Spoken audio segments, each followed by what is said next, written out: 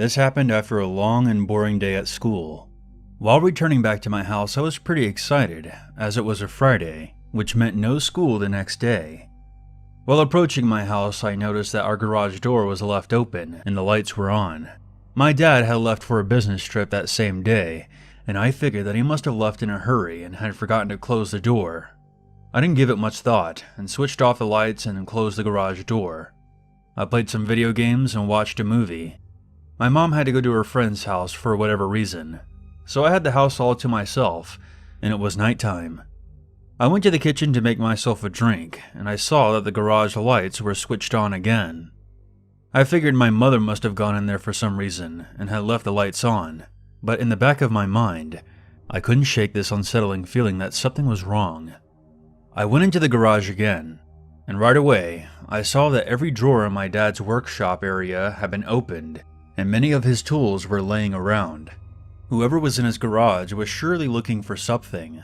I figured that it had to have been my mom, but when she briefly stopped by the house earlier that evening, I didn't notice her going to the garage, and she wasn't there for very long either. I was honestly creeped the hell out by this point. I didn't see anybody else in the garage, so I went back into my house, making sure to lock the door behind me. As I was watching TV, from behind me, I heard the knob on the door that led into the garage start to violently rattle. In a panic, I got up from the couch and stared in horror at the door. After the person on the other side failed to open it, they let out a loud scream and began to viciously pound on the door. I quickly ran upstairs to grab my cell phone, and then I got it into my head that I needed to exit the house before calling the police. I guess with all the adrenaline running through my body, I didn't notice that all the loud bashing noises from downstairs had come to a stop. Upon coming back down, I immediately made for the front door, which I had to go through the living room to get to. Looking back, I probably should have went through the back. I was very lucky, because when I entered the living room, I saw the intruder. He was a very big man and had an axe in his hands, which he had taken from my dad's workshop. The man had his back to me and appeared to be looking behind an armchair in the far corner of the living room. I'm guessing that the TV, which was still playing the movie, masked my footsteps as I entered the room. I didn't go back upstairs. That would have been stupid. I turned around and hastily made my way to the back door. After running a short distance, I called the cops and reported the incident. They informed me that they would be there in 5 minutes. I then went to my neighbor's house, who was a really good friend of my father's, and waited there until the cops showed up. To make a long story short, the police searched the whole house, and just as I feared, the man was nowhere to be found. They discovered that the intruder had smashed through the door in the garage with the axe. It was kind of a flimsy door, and it would have taken him a few good swings to break through it. I called my mom, and she came back as soon as possible. After she heard about the incident, she hugged me and was grateful that nothing had happened to me. I honestly don't know if my dad had forgotten to close the garage door, or if the intruder somehow opened it. But regardless, whenever you leave your house, always double check to make sure your doors are locked and secured, because it's a scary world we live in. A little background information to set the scene. I live in a house that is directly across the street from a cul-de-sac. Beyond the cul-de-sac is the entrance to a forest that stretches on for miles. The woods are pretty dense in terms of trees and bushes. When I was younger, I would love to ride my bike or scooter down various pathways through the forest and back to my house. Since it was a short distance, there was a bit of a downhill slope. One day when I was maybe 7 or 8 years old, I was riding my bike down the street that led to the cul-de-sac. There was multiple openings at the end of the cul-de-sac where you could clearly see the forest from the street. I was distracted by someone standing in the woods off in the distance. I wasn't paying attention, and I accidentally ran into a small car that was parked outside one of the houses. It was kind of embarrassing, but thankfully I wasn't injured or anything. The person began pacing back and forth frantically, like they were trying to decide on something. It was then that I noticed that this person was wearing what looked like a black raincoat. He didn't have his hood up, so I could clearly see his head. He was a balding middle-aged man, and I'm not entirely sure, but I think he was talking to himself. I was a bit weirded out, so I hid behind the car that I ran into and lifted my head just high enough over the trunk so I could still see what was happening. It was then that I saw something in his hand that seemed to give off a bright shine every time he walked under a ray of light coming through one of the overhead trees. It was a knife, and from where I was, I could see that the knife appeared to be stained red. I gathered up my bike and was about to head straight back to my house. When I looked back to where the dude was, I froze. The man had stopped pacing and was now staring right at me. I panicked and dropped down behind the car, letting go of my bike, which made a loud metallic clank as it collided with the street. Not knowing what to do, I waited for about 30 seconds before peeking my head back out from behind the car. The person was still standing there, just staring. Then suddenly, the person started sprinting towards me, letting out a deranged scream, followed by something that I will never forget as long as I live. I launched myself back onto my bike and started pedaling home as fast as I could. When I made it to the end of the street, I turned back and saw the psycho walking back into the woods. When I got back home for dinner, I didn't say anything about it to my parents or my sister. I was afraid that they wouldn't let me ride down the cul-de-sac anymore. I guess being a dumb kid, that was more important than my own safety. It's been about 10 years, and we still live in the same house, and haven't heard about any kidnappings or murders happening around here in the past decade. So I'm not entirely sure what that person was doing out there. Maybe he was just some mentally unhinged nutcase off his meds. Maybe he was a crazed drug addict. Whatever the case may be, I'm glad I didn't meet him and his knife up close and personal.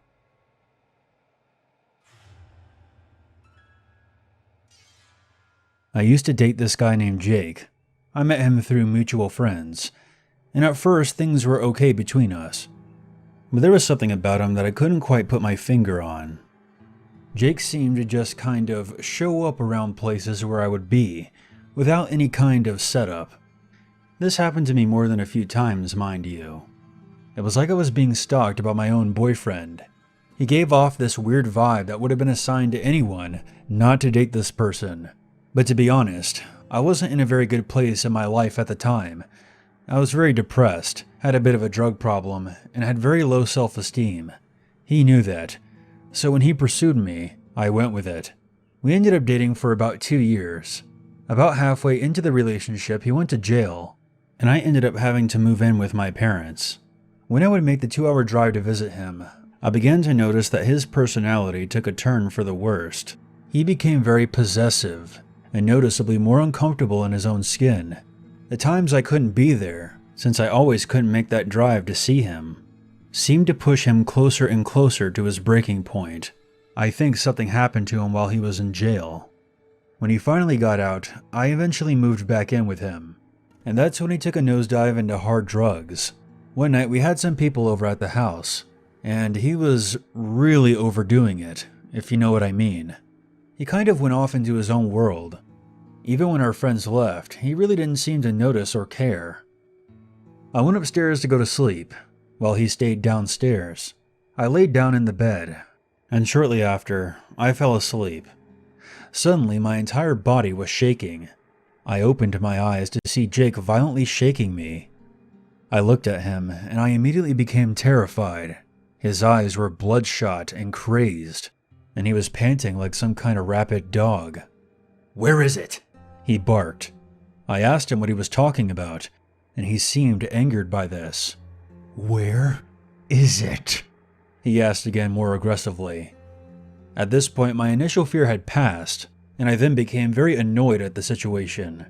I told him I didn't know what he was talking about, and then I rolled over in bed and tried to go back to sleep. He went back downstairs, and the next thing I know, I hear glass smashing and things being thrown around. I get up to see what's going on, and he comes barreling up the stairs and shoves me to the ground, coming down on top of me and pinning me to the floor. Mind you, I'm only 5'5", 130 pounds, and he's 6'4", almost 200 pounds. I had my phone in my hand, and he pried it away from me. At this point, I'm now horrified all over again. It was like something alien had taken him over. He was looking at me like how a lion stares down their prey. He looked into my eyes, and after a long silence, he said, "Don't tell anyone. Your phone, they can track it. Everyone knows you're here. They can't know you're here."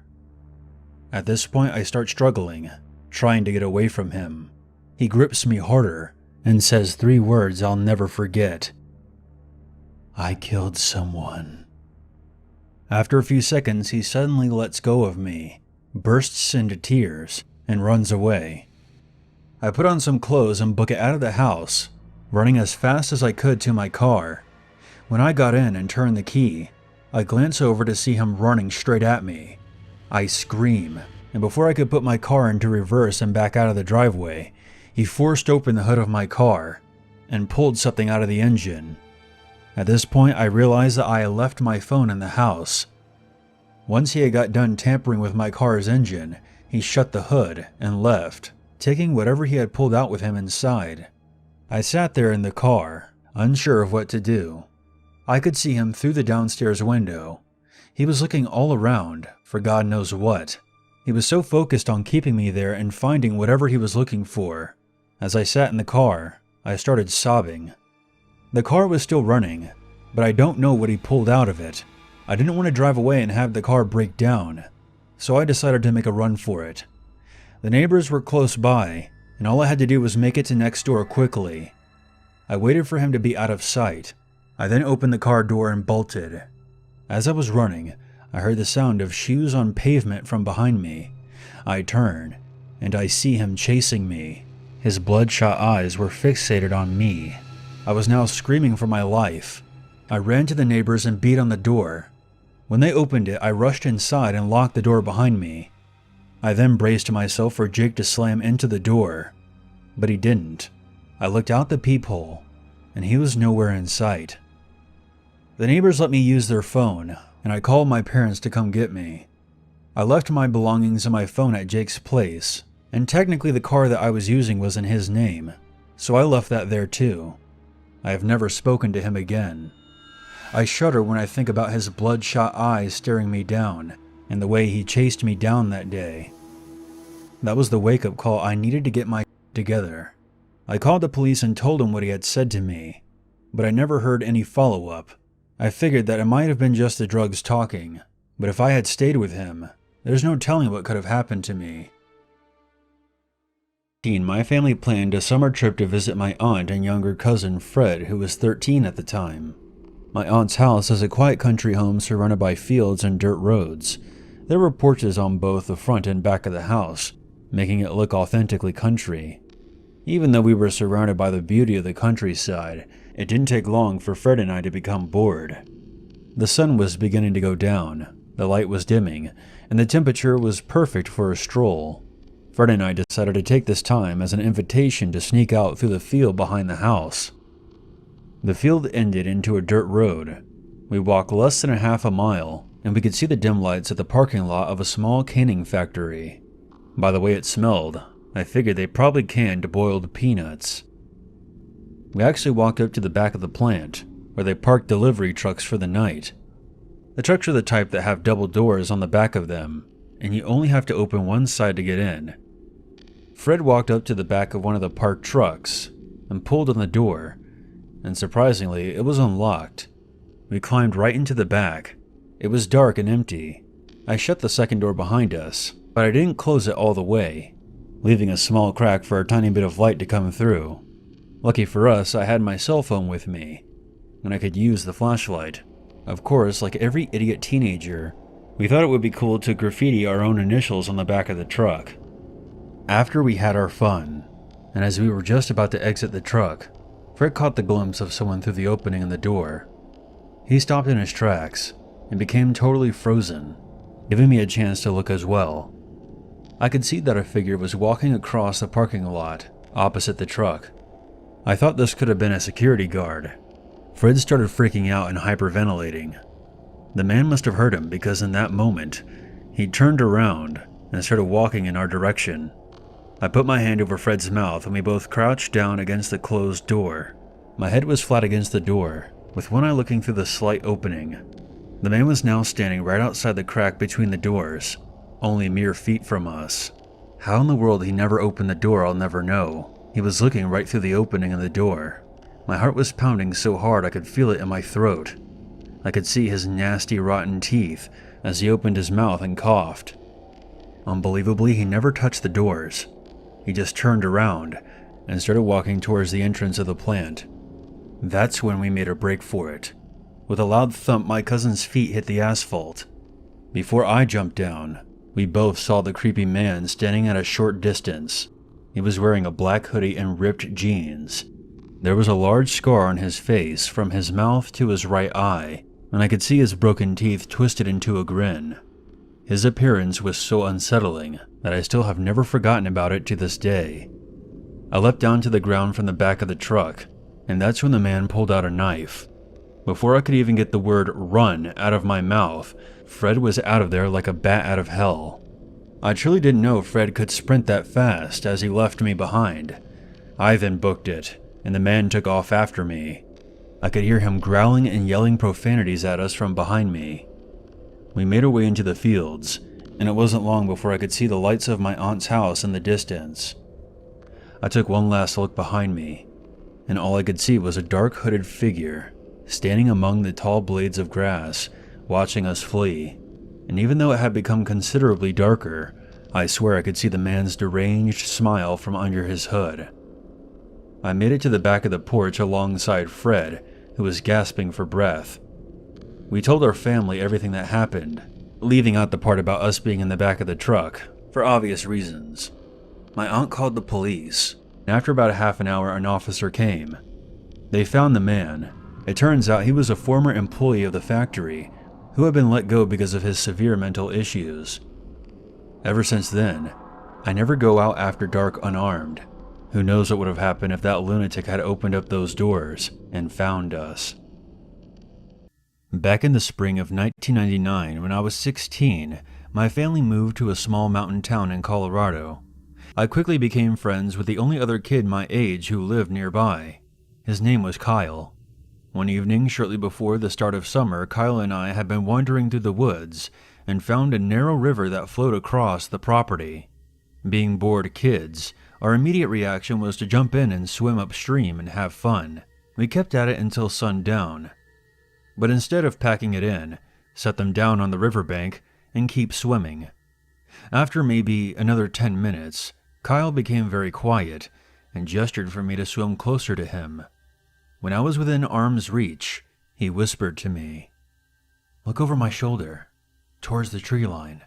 I think someone is there pacing back and forth." I would have immediately dismissed his words as just him jumping at shadows, but the genuine concern in his voice made me pause. I glanced over to where he had indicated and scanned the tree line for a few wary seconds, but didn't notice anything moving.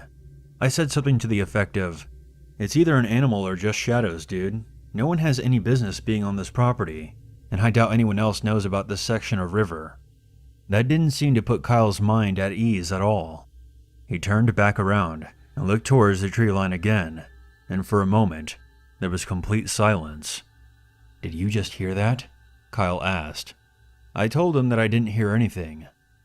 Kyle asked if I would walk up to the bank with him and investigate to see if there was anything there. I told him if we got out, we wouldn't want to go back in, and I kinda wanted to swim some more. Kyle didn't respond, but instead swam out towards the bank and climbed out of the water. I continued to swim like a moronic kid, oblivious to the notion that me diving forward into the water in the dark could have resulted in me caving my head in on a hidden rock or something. I'm not sure how much time passed before I suddenly began to feel very alone. I turned back towards the bank, and I didn't see Kyle anywhere. Both of the flashlights were still untouched, lying in the sand by our shoes. I called out for Kyle as I climbed out of the water, but he didn't seem to respond.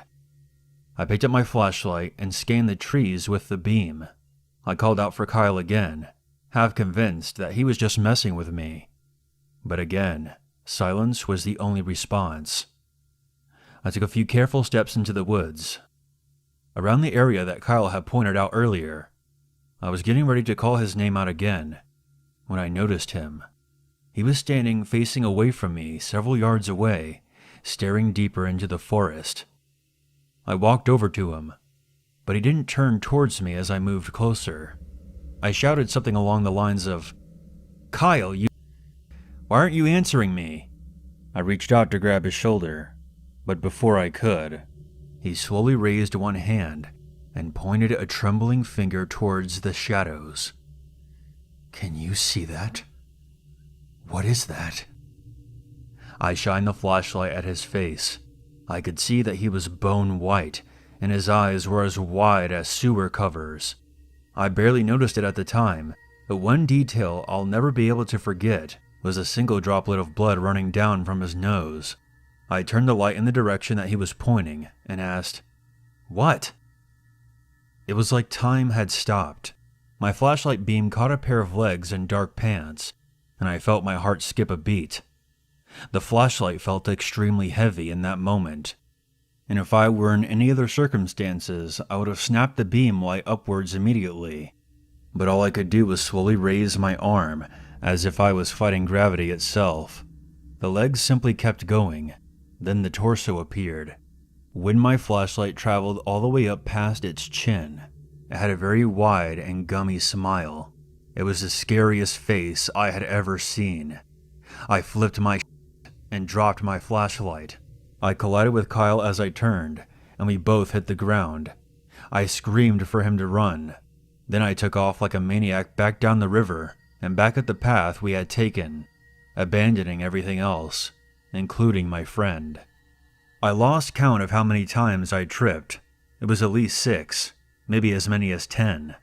But I continued to leap back to my feet and kept sprinting, using only the starlight through the overhead branches and the distant glow of indoor lights where my house was to navigate.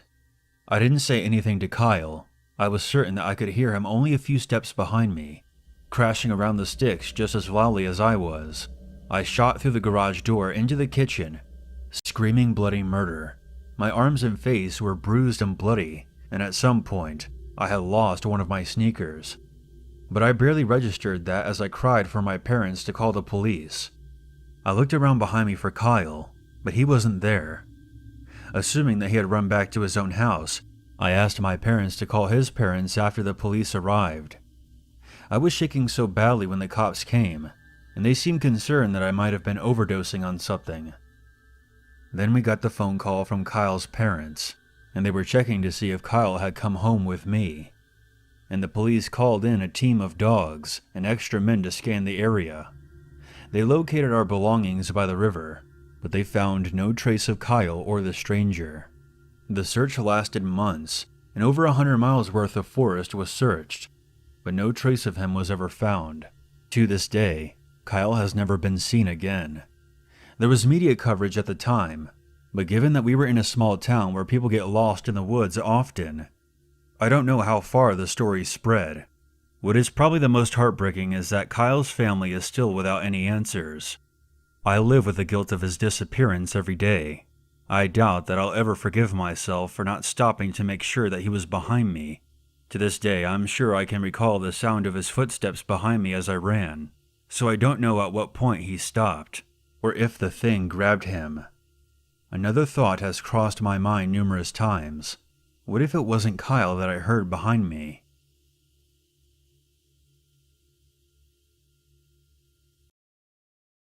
A couple of summers ago, I was having some serious car problems. At the time, I was going through all kinds of other crap. My boyfriend and I had just broken up. My savings were depleted. I was caught up in some drama at the place that I was working. In the middle of all this hectic time, my car starts acting funny, shaking whenever it started, blowing clouds out of the exhaust, the dashboard throwing codes and check engine lights. Pretty much everything that could go wrong seemed to be happening to my car all at once. Here's the deal. I know absolutely nothing about cars, and you can say it's because I'm a girl, but even if I were a guy, I still probably wouldn't know anything. I don't really care about cars. I don't care about understanding them. I'm more than happy to pay someone to do all that work. Back then though, especially being newly on my own, I had very little in the way of disposable income. So when the car started chugging and rattling, it had me sweating right away. If it was anything major, I would be out of a car because there's no way I could afford it. One of my friends made a suggestion to me, and that was to find a local mechanic online to just run simple diagnostics, locate the problem, and maybe work out a more feasible solution, depending on what it would cost me. My friend had just recently needed to get some work done, went through a guy advertising on Facebook, and not only did he fix everything wrong with their car, but he was totally transparent about the cost. The guy had since booked up and wouldn't be able to help me out for at least 3 weeks or maybe even more. My car was getting worse and worse every time I started it. I got to work finding someone else online, and I started with Craigslist, but quickly found out I didn't like how just anonymous it was.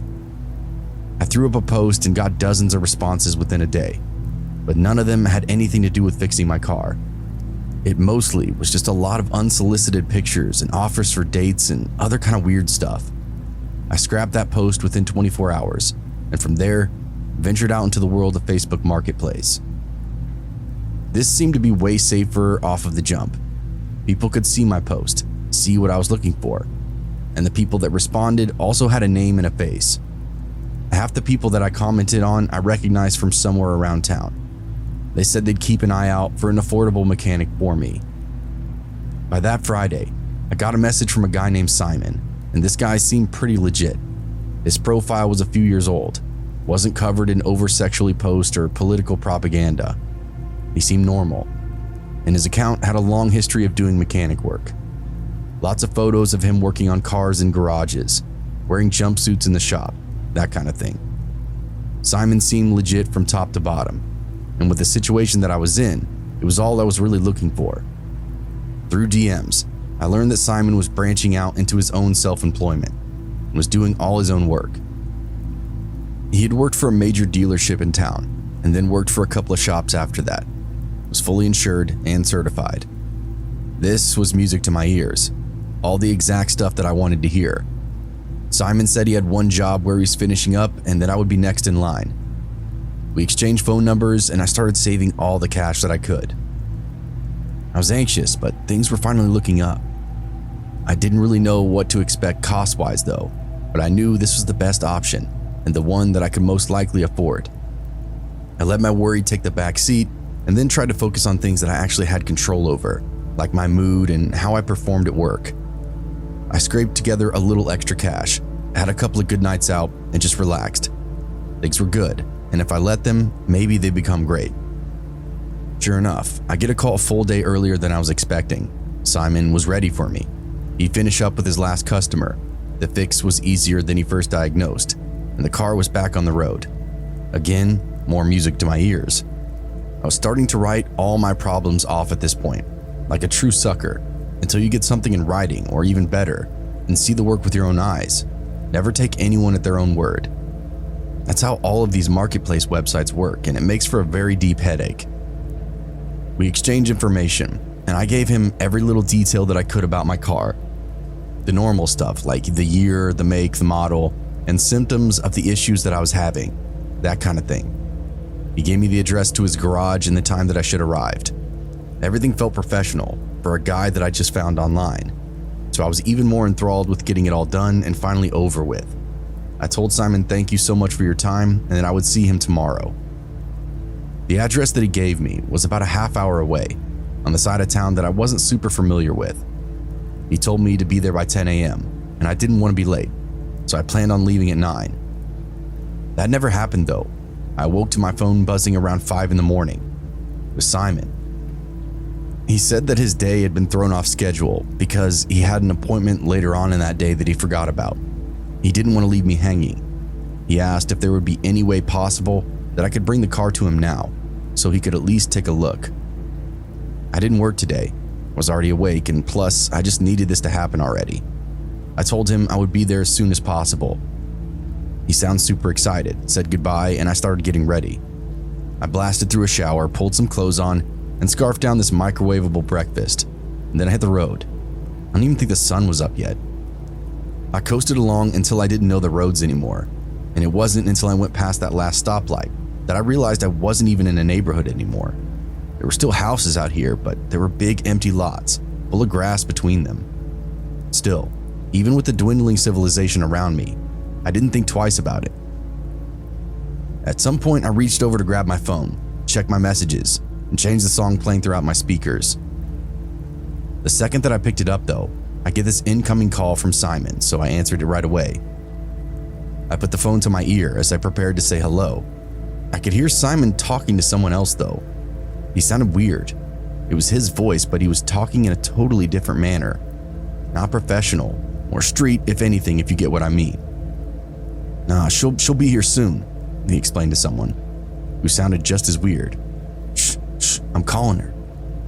Then they both got quiet. Hello? I said into the phone. Jody? Simon asked, back to normal voice. Yeah, is everything okay? I asked. Yeah, I was just making sure you weren't having any trouble finding a place. I know it's kind of out there, he said. No worries, I'm on my way. I think I'm 15 minutes out, I said. Do you have another mechanic with you today? I asked. He kind of stammered a bit and said, No, why? Oh, I thought I heard you talking to someone when I first picked up, I explained. Must have been the radio or something, he said. Just checking to make sure you weren't lost. How far out is it? I asked.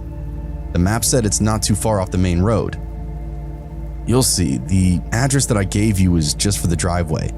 You'll have to drive about a half mile to get back into the shop, he explained. I was starting to get a little nervous now. He didn't mention that it was in the middle of nowhere, or that I would have to drive off-road. My car was already having problems. Bouncing around the country road sounded like the best way to make those problems worse. Still, I'd come this far. I still had hope that Simon was going to be my guy to get me through this and get it fixed. He could hear the apprehension in my voice and went right to saying all the stuff that I wanted to hear. How we checked the engine, make sure everything's flushed, and it perked me right up and got me on my way. I said bye and hung up the phone. I'd caught him lying though, a skill that I picked up during my breakup earlier that summer. He walked right into it, and I couldn't tell why. Who'd he have with him that he didn't want me to know about? The road came up and I turned into what was a big dusty turnout along the road. From there, it was a little single rut dirt road that snaked off into the forest. My gut sank almost immediately. This was clearly not a road that led to a residence or business of any kind. There might be campsites back there, at the very most, and if not, piles of highway trash and shooting targets. I rolled my car through the lot and then onto that dirt road, and bumped along for maybe 5 minutes, then brought my car to a stop. Even with the rising sunlight, there was nothing out here.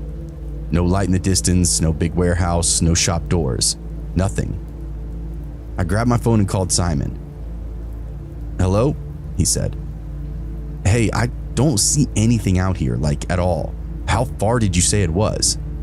I asked, knowing he had already said it a half a mile off the main road. Oh, about a half a mile. Well, I've already gone that far. I've been driving for a few minutes now, I interrupted him. Oh, well, you're almost here then. I don't log distance well. It might be further than a half mile, 2 miles maybe, but it has to be 2 miles at the most, he explained. My gut kept twisting into a knot. Things were starting to not add up, and I was feeling a fool for being out in the woods at 5 a.m. Unbelievably, I kept pressing on, tapping my gas pedal and daring my car to break down at any damn moment.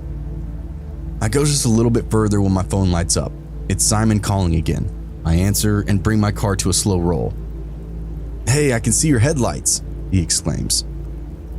I feel a bit of confidence for just a split second, but then I remember the string of buzzwords that he used to get me out here.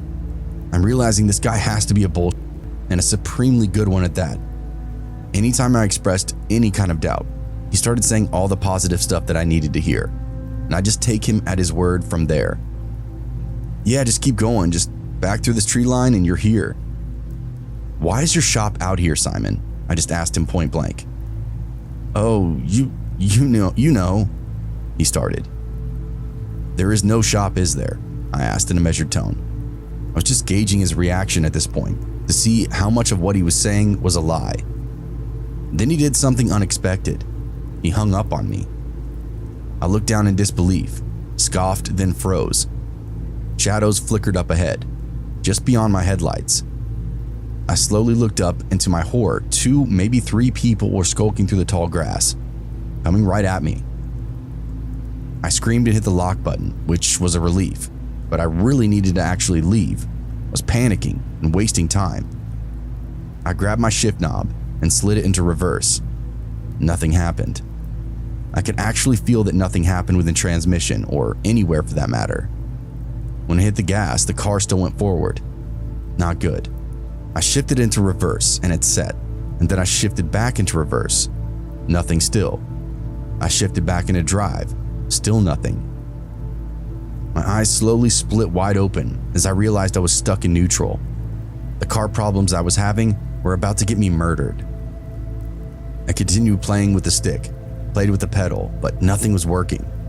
The engine revved, but one of the gauges just spun circles. Everything else was totally still. Everything but those phantoms beyond the windshield. There were definitely 3 of them, and they fanned out and closed in at a sickening pace. I could feel bile steaming up my throat from my anxiety, from my desperation that led me out there, and tears began blurring my vision, but I knew the car was my only hope. I kept playing with the stick until it clicked. The car dumped into reverse and suddenly I was rolling backwards, the way I came. That dirt road was bumpy and uneven, but for the most part, it was a straight shot.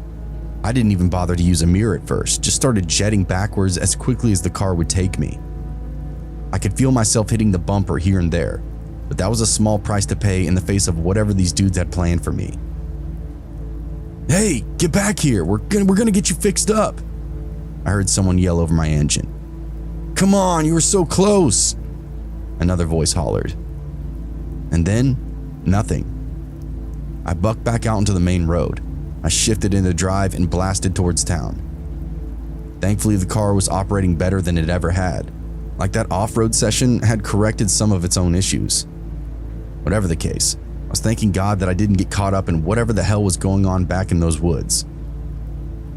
It didn't even occur to me until I got back into town that I should probably call the police. I looked back into my messages and of course, Simon had blocked me. I figured he did the same with the phone, which was probably just some kind of burner. Thankfully, I got back home without any incident. I wanted to just go back to bed and sleep it all away, but I was so riled up from that experience. I ended up calling the police and they took a full report. I didn't do any kind of follow-up or anything, but in my gut, I have a feeling that they found him. I keep an eye on the public bookings, people they pick up for various crimes, and I saw Simon amongst the names one week. Only time I ever saw it. The last names didn't match what he had before, but the whole Facebook account was just a lure, or so I believe, to get girls like me to go out into the woods. And the scariest part of it all is the guy almost got me. Last year, my laptop broke and I really needed a new one. I looked around online and also went to Best Buy, but then I had the idea to look on Facebook Marketplace as well. It seemed like it could be the cheapest and fastest option. I didn't need it to be brand new, and I also didn't want to wait for the shipping time of buying a used one online. So I looked to Facebook Marketplace of people that were close to me. Luckily, I live in an area with quite a few other people. I was able to find the laptop that I wanted and found one for a reasonable price as well. It was not too far away, and I contacted the seller and said that I would like to buy it as soon as possible. The seller got back to me a short time later and told me that I could come over to his house. I didn't like this idea though. Possibly nothing bad would happen and it would be fine, but I didn't want to go to a random guy's house. I responded to him and said that I would rather meet in a public location that was in the area. The man asked why, and I said that I just didn't want to go to someone's house that I didn't know. After a little more of a conversation through Facebook messaging, he finally agreed. He gave me a name of a local restaurant to meet him at and said that he would be there at 9 p.m. I agreed and then went to withdraw some cash. I wasn't all that happy that the man wanted to meet at 9 o'clock at night, but at least it was a public location. I had never been to the restaurant before where he wanted to meet, but that night I drove there and it was a smaller and older looking place. There was nothing else really that close to it and it was kind of away from the other businesses in the area. The parking lot was in the back, and I parked and then messaged the seller, letting him know that I was there. He responded saying to come inside. After that, I got out of my car and walked inside the restaurant. The place seemed pretty old and also appeared to be more of a bar than a restaurant. I found a small open table and sat down at a stool and looked around. I couldn't tell where the guy was. His profile picture from Facebook was not of himself, but a logo of a sports team. I looked around to see if there was a guy with a laptop or by himself, but I didn't see anybody. I messaged him, saying that I was there and inside, and asked him where he was. A couple of minutes went by, and I still didn't see him, and he didn't reply either. Finally, after about 5 minutes, I got a notification that he responded. When I read it, he said that he was sorry, but he couldn't make it. I was really confused. He had just texted me earlier telling me to come on inside as if he was there. Now he says he's not going to make it? I was frustrated and decided to just leave. I didn't even want to buy the laptop from him anymore. The guy was just too weird. I was sure that there were plenty of other good laptops for sale, and I wouldn't have a problem finding another one. So I got up and left the bar. I headed out to my car in the parking lot behind the bar and then got inside. Then I started to drive back home. The bar was maybe 15 minutes from my house, and when I got back onto the roads, they were very quiet. But after beginning to drive home, a car left the bar right behind me. I thought nothing of it at first, but the more I drove, it remained right on my tail. After making several turns, it didn't seem like a coincidence anymore. It seemed like whoever was driving that car was deliberately following me, especially because of the fact that they were following really close behind, and if I went faster or slower, they would maintain about the same speed as I was going. When I got within 5 minutes of my apartment, I started to really worry. But part of me was just telling myself, there's no way this car is actually following me. It's just me being paranoid. It was a pickup truck that was following me, and about average size. I really could just see the headlights though, and couldn't tell who was behind the wheel. Finally, I made it to the turnoff for my apartment. I lived in a pretty large complex that had multiple buildings and a huge parking lot. When I pulled in, so did the truck. That was my worst fear. I drove through the parking lot but did not stop. Instead, I drove all the way through and then left the parking lot on the other side. The truck also left with me.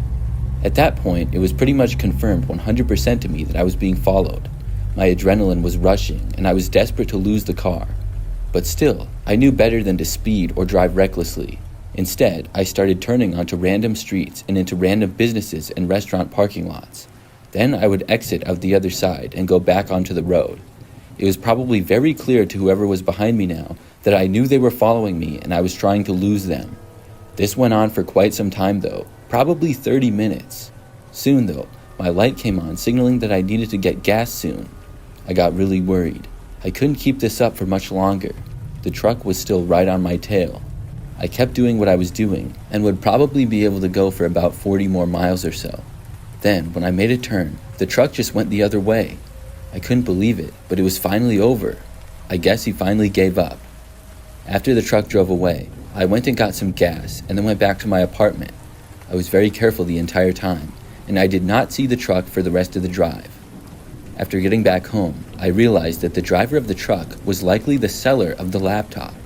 I hadn't really thought about it when I was being followed, but it all made sense now. He told me that he was inside the bar to try to get me to go in. I went back to look at the listing, and it was now gone. The user had blocked me as well, whoever he was. I was a little bit worried, because originally I did drive to my apartment complex, but I just hoped that he thought it was the first of all the random places that I turned in to lose him. He also wouldn't know which building I lived in or which unit was mine. Luckily though, I never saw him again. I also haven't used Facebook Marketplace since that incident. I'm one of those people that's always getting a new phone. I get one almost every year. For me, it's just a personal preference. A lot of times, I trade in my old phone for a new one, but that's not always the case. I happened to just buy a new iPhone a while back, but I still had my old one, so I decided to sell it on Facebook Marketplace. The phone was still pretty new, and I figured that somebody would want it. I listed it for a reasonable price, and within a day, someone had made me an offer. I sold it to them, and after receiving payment, I shipped it to the buyer, which was a man named Elliot. Now, everything seems normal, and it was. He got the phone, and I thought that was the end of that. But maybe like a week later, I got a friend request on Facebook from Elliot, the buyer of the phone. I didn't know him at all, other than that he bought my phone. I clicked on his profile, and I knew that he lived in the same state, in a city that was like an hour or two away. When I clicked on his profile, though, there wasn't all that much information because we weren't friends. I thought that it was kind of weird, though, so I declined his request. The next day, he sent me a message. He asked me why I declined his request and said that he really wanted to be friends with me. I told him, "I just sold you the phone. I don't know you at all other than that. Please don't take it personally. I just don't know you." He kept sending me messages, though. He called me some things that I will not repeat here, and he seemed pretty angry. At that point, I blocked him. It was really strange to say the least, but I thought that was the end of it. Now, Elliot did not contact me through Facebook or any other social media for that matter after that. What he did was much worse. The next night, a few hours after I had gotten home from work, there was a knock on the front door. I walked over to the front of my house and looked out the window to see what looked like Elliot standing there. I couldn't believe that he was actually at my house. I never would have guessed that he would have done that. When I saw this, I jumped back and walked away from the door. He knocked again. There was no way that I was answering the door. This guy had to be insane. I heard him yell that he knew I was home from the other side of the door. I'm not sure how he knew that. Maybe he heard me walking when I went by the door. I didn't think that he saw me when I looked out of the window. Still, I wasn't going to answer it. Instead, I called the police. I told them that a man who I had met on Facebook showed up at my house unannounced and uninvited and would not leave. I was told that somebody would be there shortly, and the police got there much faster than I expected. Elliot basically stayed on my front step. He didn't try to force entry, but he sure wasn't leaving. When the police got there, they talked to him, and then they talked to me as well. Eventually, they got Elliot to leave and told him that if he came back, he would be arrested. He agreed not to come back, and luckily, he kept his word. I haven't seen him or been contacted by him since then. I still can't believe that he did that, though.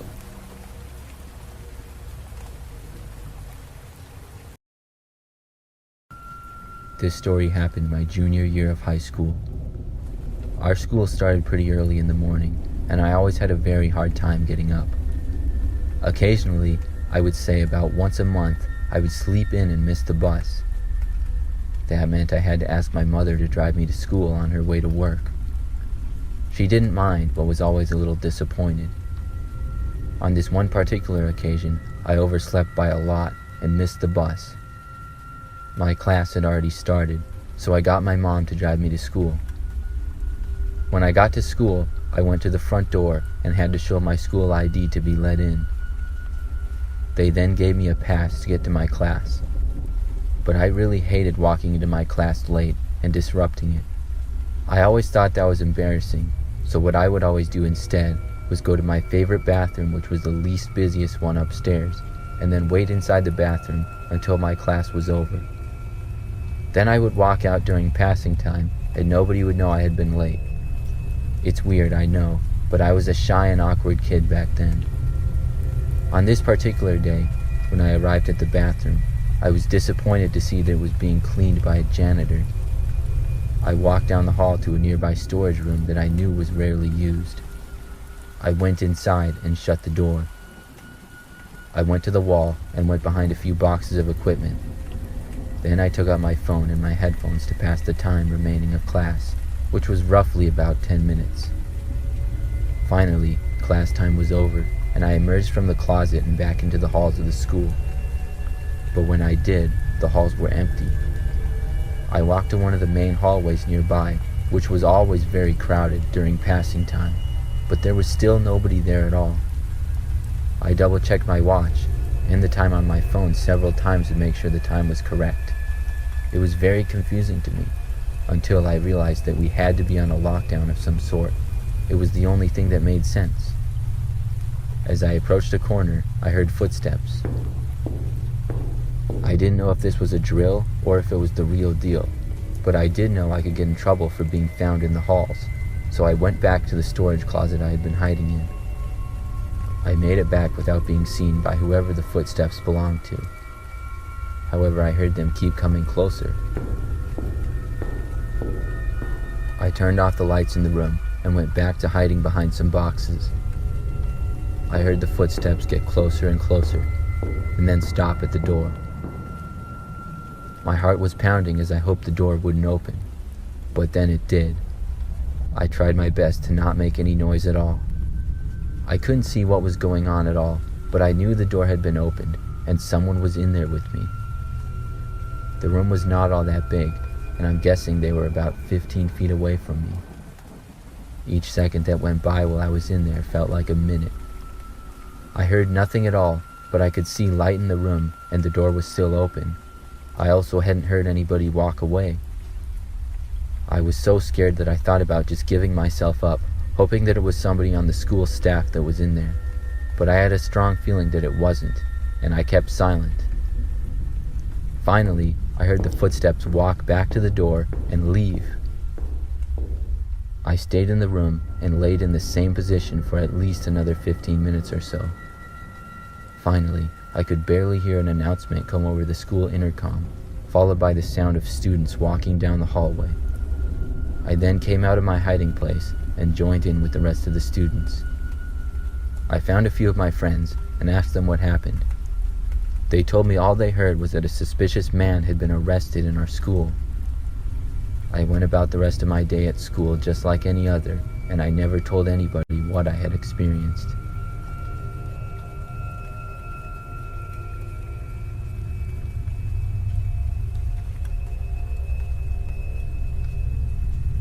This happened around 5 years ago. I was in 8th grade at the time and in middle school.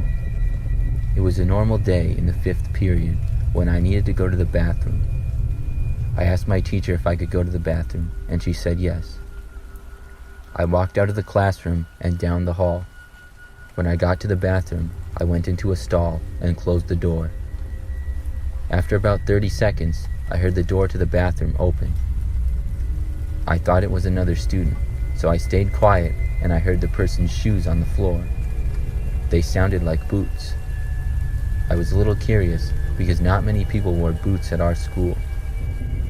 The person didn't even go into a stall. He just stood outside by the door. I looked under the stall door and saw that it was a fully grown man standing by the door. He saw me look and then walked to my stall. He started banging on it and I got super freaked out. Then he stopped. After about 2 minutes, I heard the bathroom door open and the man leave. I went to call my friend, but as soon as I unlocked my phone, the intercom came on. The person over the intercom told us there was a high-level lockdown and that there was a person in the building who wasn't supposed to be there. I stood on the toilet as we were supposed to do in a lockdown if we were in the bathroom. I stood there for 10 minutes or so until the lady on the intercom told us that the lockdown was over. I still wonder to this day if the man in the bathroom was the person who caused the lockdown. It was one of the scariest moments of my life.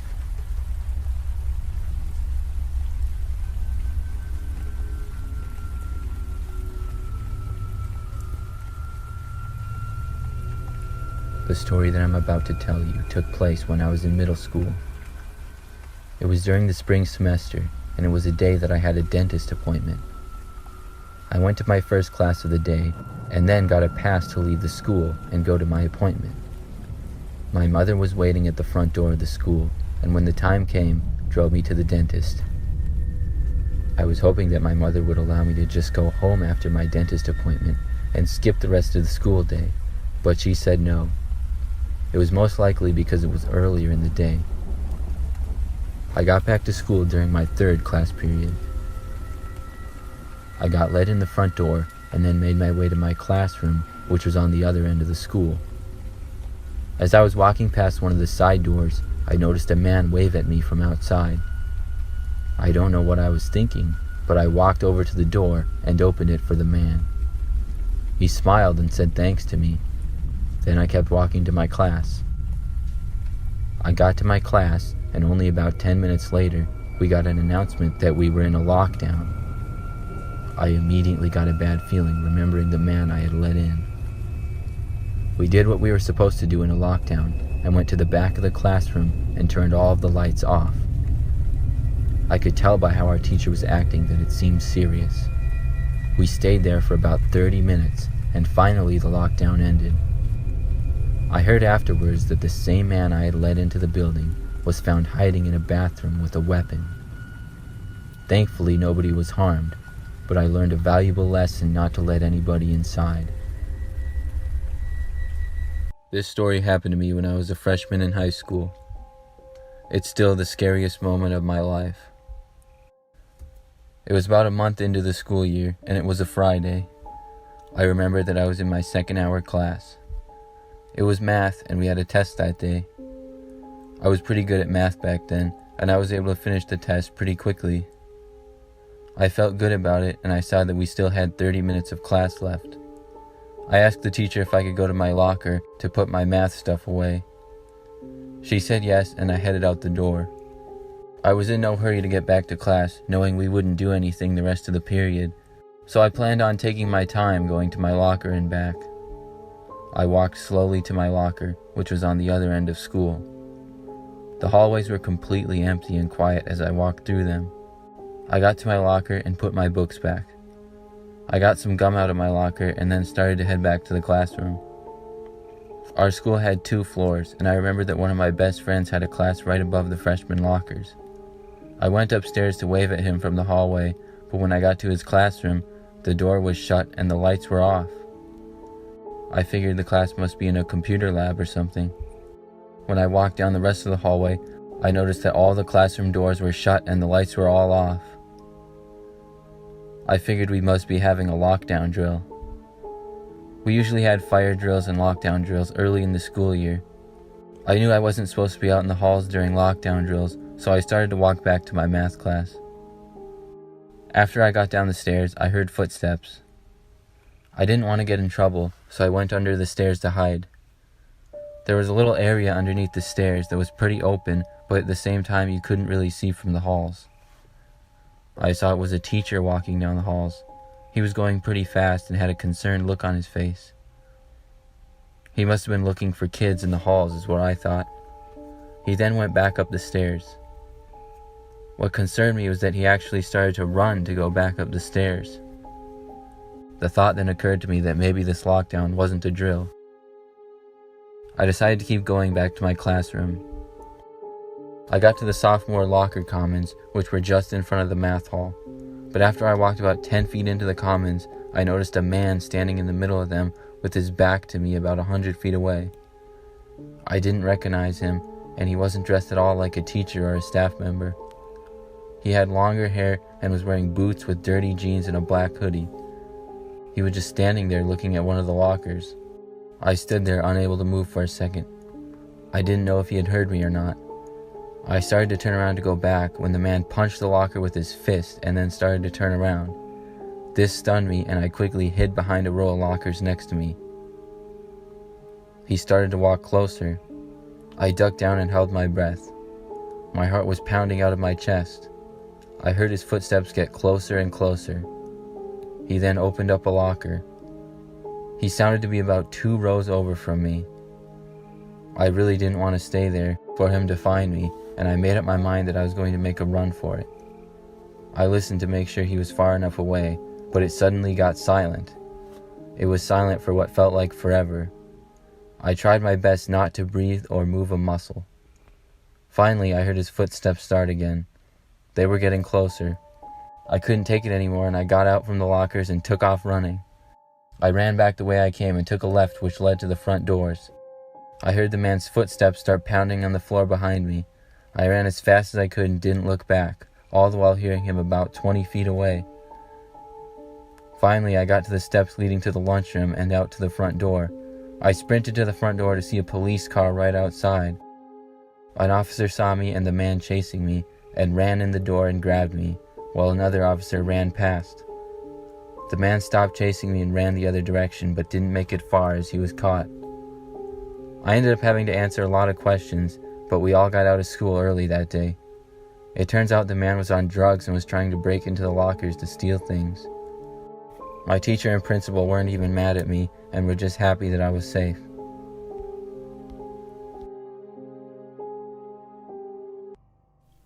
When I was about 10 years old, me and my family moved from West Palm Beach, Florida to a suburban area outside of Denver, Colorado. We had planned on moving years ago, and we did so as it was getting really expensive to live in Florida no matter where you were. My parents liked Colorado, as that's where most of my family lived, and they had also found a really good school for me to go to, which had great ratings. I'm not going to mention the name of the school for privacy reasons, but let's just say that it was a fairly new school. It was about 5 miles from our new house, so I could practically walk there without having to rely on any sort of transportation. The new school was far better than the one I originally went to. Nicer students, nicer teachers, and it was very easy for me to talk to new friends. There was one of my teachers, who we'll call Mr. Smith, who was my math teacher, who I really made a great connection with. I hated math, who doesn't, but Mr. Smith made math a lot more fun. He'd be willing to help people in class no matter how many times someone asked, and I'd also like to mention that he was hands down one of the best teachers throughout the school. I only wish I still had him as a teacher after what happened this one day. It was a Friday, which just so happened to be the last day before spring break. I was in my second to last class with my English teacher when our principal came on the speaker and told the school that this was a code red, and that all students should get inside the classroom immediately. I'm pretty sure no one in my class has ever been in a real lockdown before, so we were all huddled in the corner.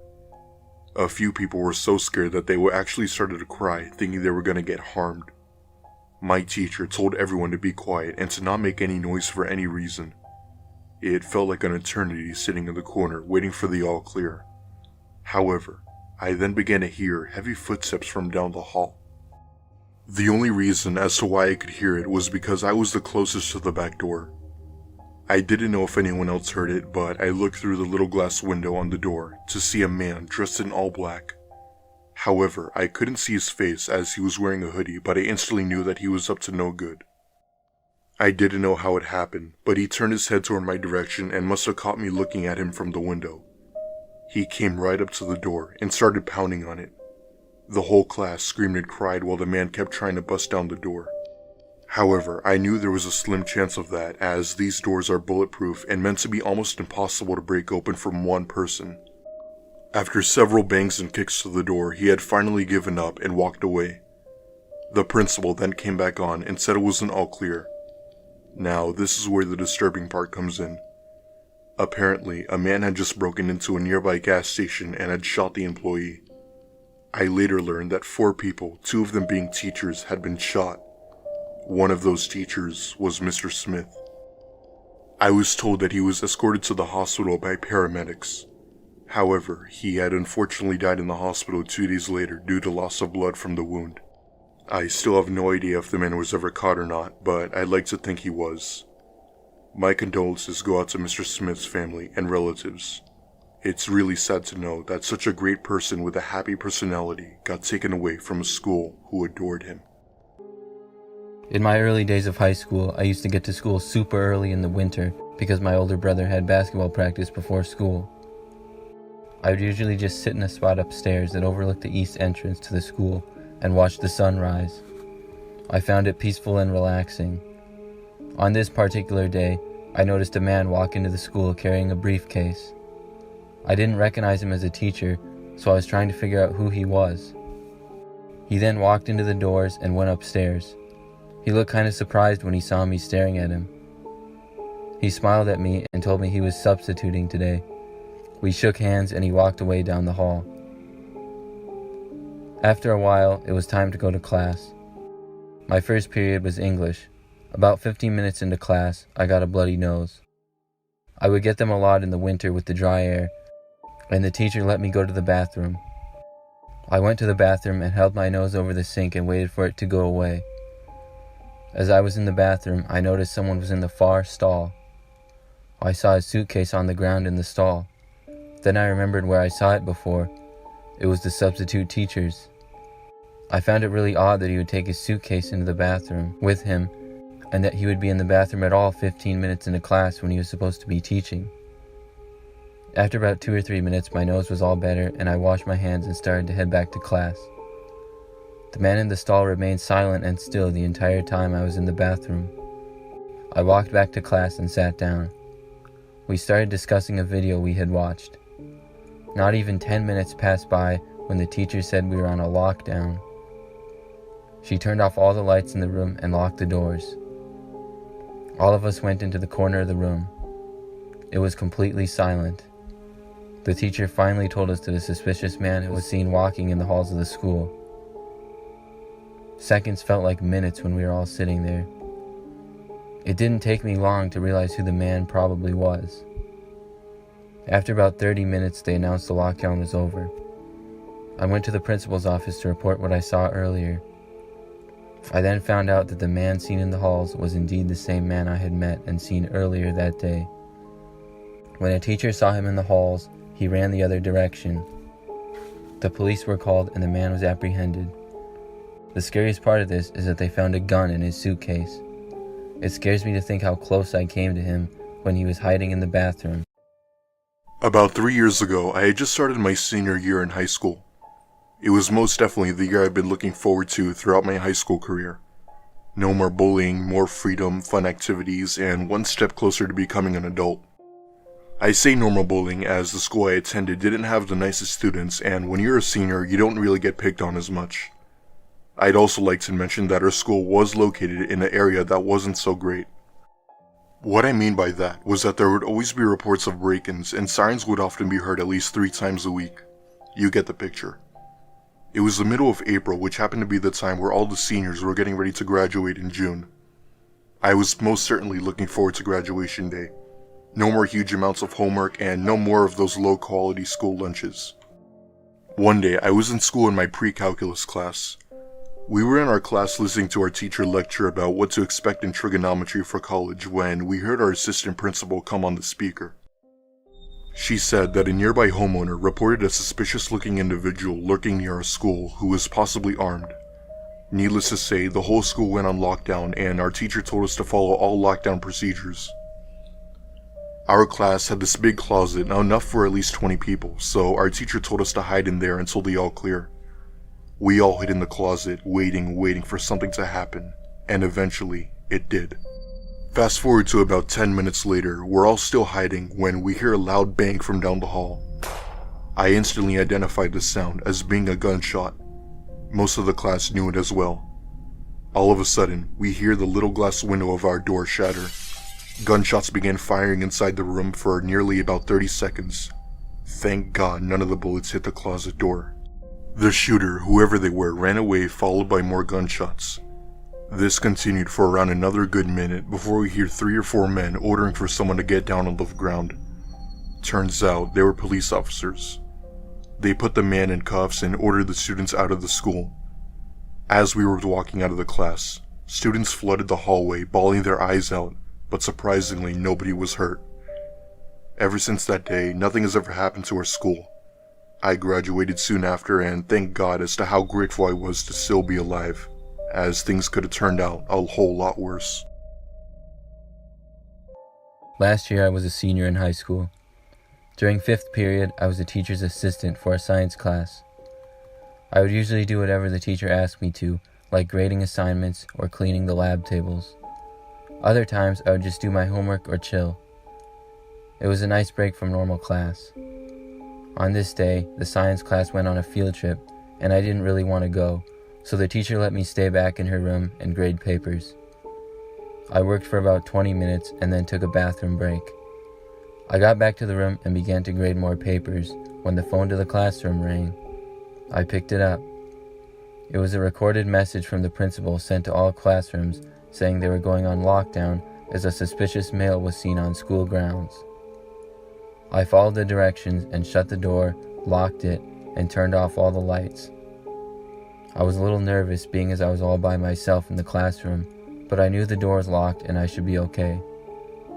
I tried to take my mind off it by going back to grading papers. I turned on a little lamp on the desk for light. I got through about 3 more papers when I heard a noise come from the back of the classroom. The room was kind of big and had desks with lab tables behind them. I knew my mind was playing tricks on me and I kept working. Then I heard something again. This time I knew it wasn't my imagination. I looked closely around the classroom. When I got to the back corner lab table, I saw it.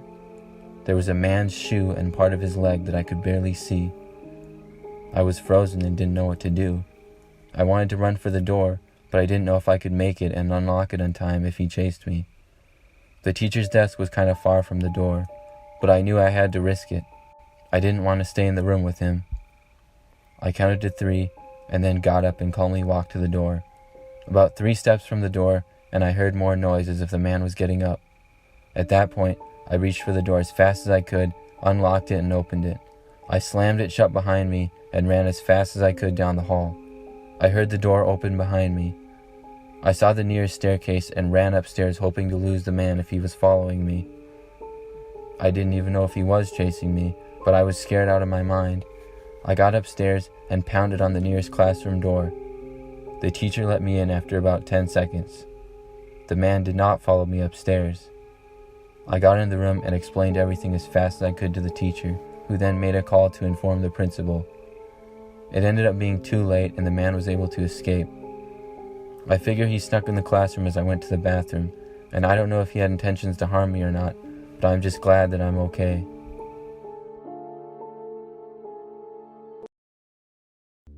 Years ago, I was on a cross-country road trip solo to a family reunion. I was supposed to make it to a friend's house, but the weather ended up being horrible and it was slow moving. Then a terrible accident happened just ahead of me. I was stuck in traffic for a while and I ended up being 5 hours behind schedule. At this point, I was exhausted and in need of a bathroom and a shower. So I pulled into a little strip motel off of some back roads. It was obviously small and dirty, but it would work in a pinch. There was a window to the outside where the check-in was. The guy that worked there eyeballed me. Back then, I was a young girl attending college. He then asked me if I was traveling alone.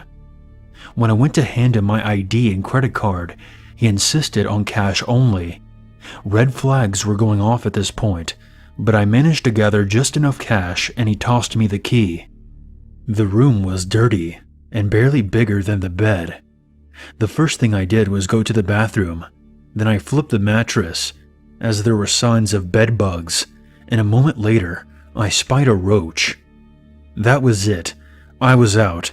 I decided to use the parking space instead and sleep in the back hatch of my SUV. I curled up using a suitcase for a pillow and some random clothes for a blanket, and fell asleep for about an hour. I woke up aware of someone talking on a phone outside. I glanced out to see the guy from the check-in standing outside. It was now around 3 a.m. He finished up his call and walked quietly over to my room, unlocked the door, and walked in. The lights didn't turn on, and a minute or two later he came back out, slamming the door behind him and cursing, with another guy. I hadn't seen 2 guys enter, so I still don't know where he came from. They angrily talked for a moment, then the check-in guy walked over to my SUV. I covered up my head quickly with a shirt. After he tried the locked door, he peered in the back seat, but between my tinted windows and blending into the general mess, he didn't notice me in the hatch. The 2 guys walked away to the far side of the parking lot, talking more, one of them gesturing across the street to where a diner was. While they were distracted, I climbed up to the front seat and started up the SUV. They turned around in surprise as I pulled away. I called my friends back home and told them, but I didn't want my family to worry, so I said nothing to them when I arrived. When I got back home about 3 weeks later, we figured out the name of the hotel thanks to Google Maps and called the local police. They told me the place had been closed down only days before I called. When I was younger, each and almost every New Year, my family would pack the car and go on a road trip to visit family in Mexico. We never had any problems until one particular trip when I was 8. Like every road trip before, we left our home in North Texas around 6 p.m. in order to reach our destination the next morning, around 2 a.m. We crossed into Mexico, and this is where things got weird.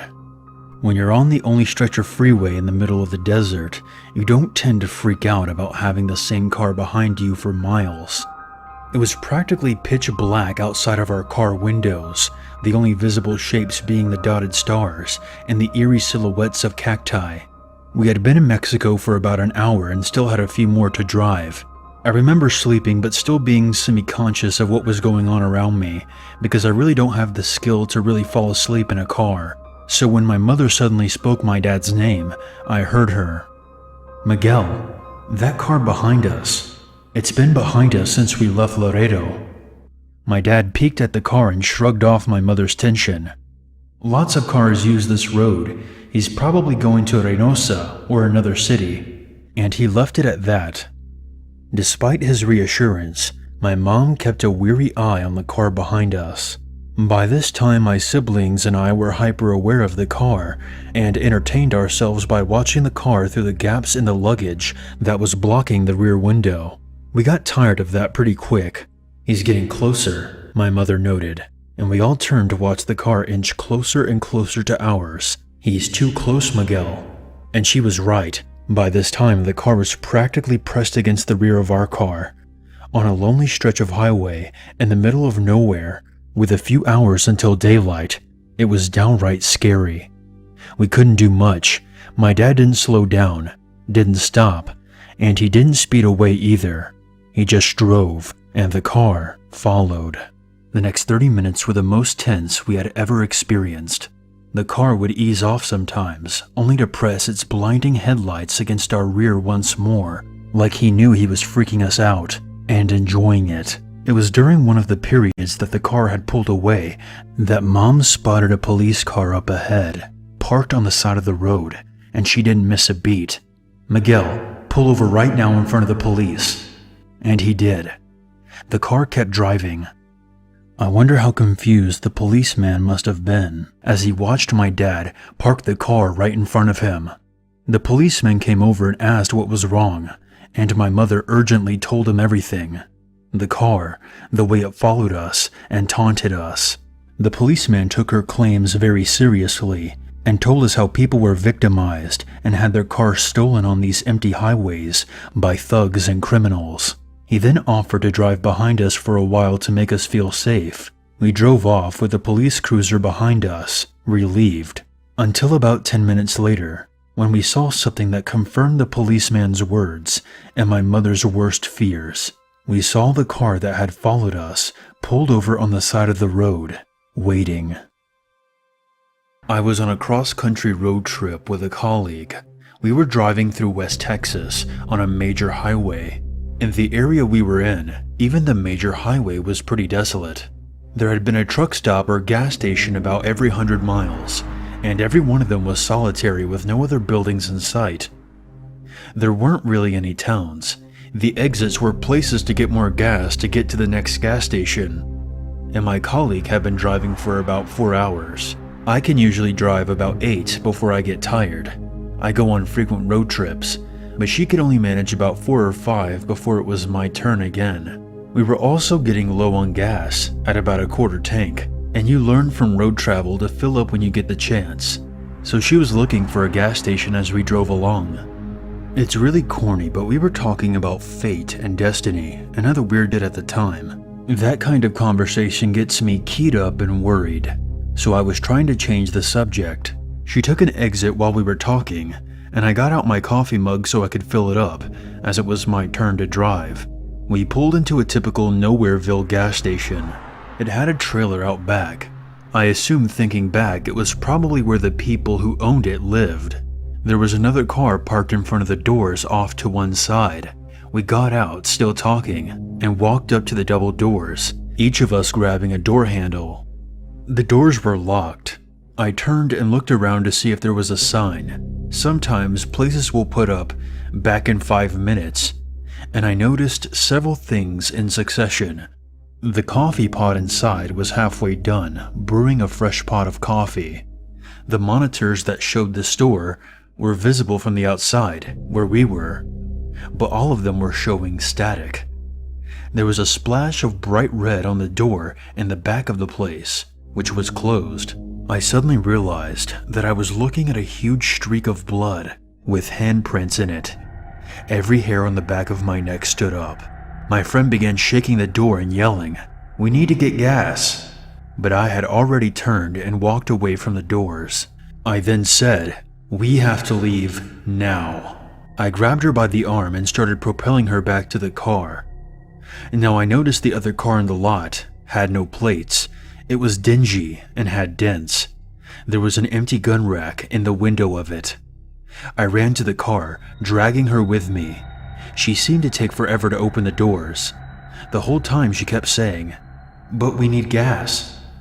Well, I tried to explain to her, "There's blood in there. Blood." After what seemed like a year, she pulled the car out. When we were backing up, I saw through the windows that the back door to the gas station was opening, but we had pulled away before anyone came out, thankfully. I was freaking out until we were about 20 miles down the highway. I tried to call the police, but I had no signal, and I didn't get one until we had driven about 40 miles and got to a truck stop. I called the cops. They thanked me, and I never heard anything more about it. To this day, I feel like if I hadn't have freaked out, we might have met the robber, or whoever was in the back room of that place. I also wish I would have been able to find out what the hell happened there. It was a Chevron station, somewhere in the western part of Texas.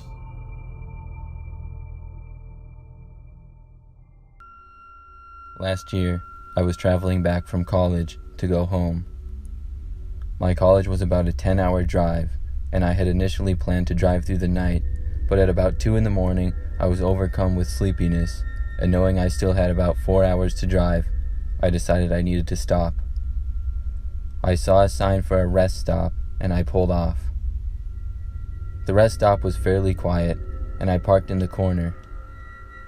I extended my seat back and closed my eyes. I was so tired that I fell right asleep.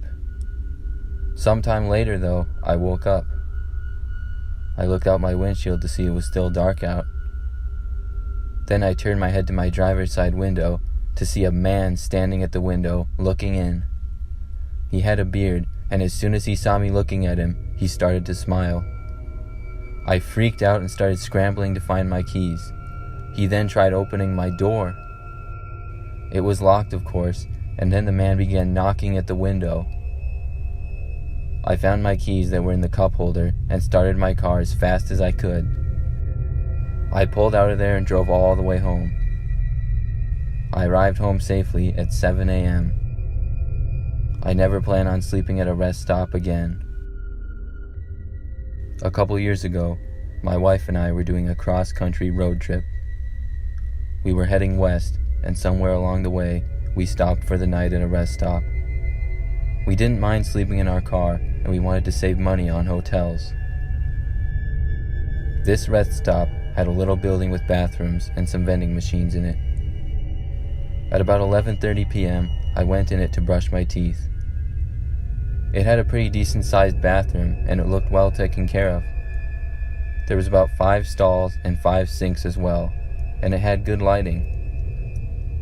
I got out my toothbrush and started brushing. I noticed that someone was in the far stall on the end because I saw feet on the floor, but other than that, there was no one else in there. When I finished brushing my teeth, I left the bathroom and started walking back down the hall of the rest stop when I heard a stall door slam shut very loudly from the bathroom.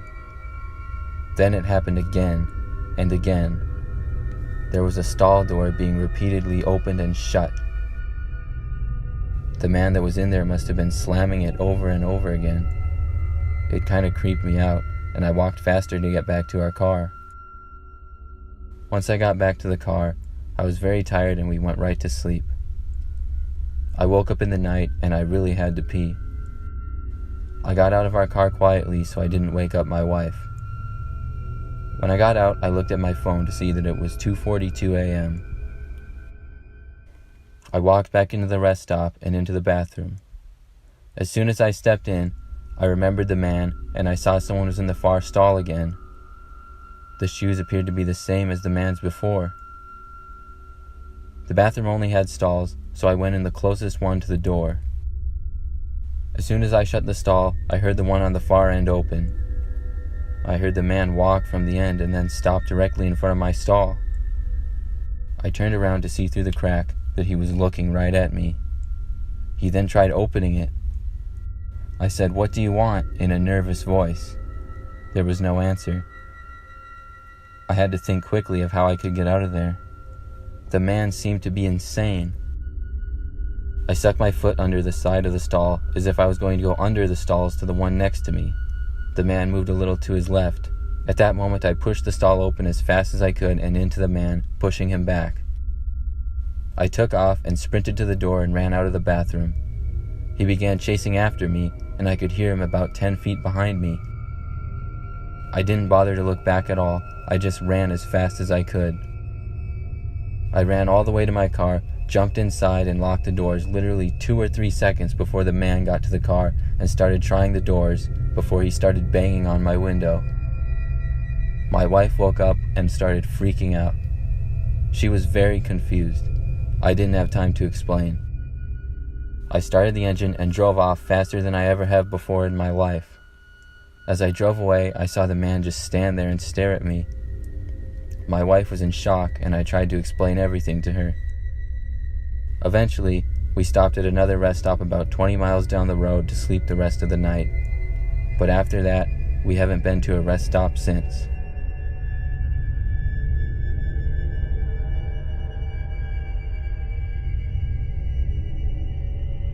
Every year, a couple of friends and I take a road trip out west. Last time, we were about halfway through the trip when we decided to stop at a rest stop in Colorado. It was about 11 p.m. We weren't going to spend the night there, but we just needed to stop to use the restroom and stretch our legs. The rest stop was very unique. It was rather large and near some mountains. However, not very many people were there.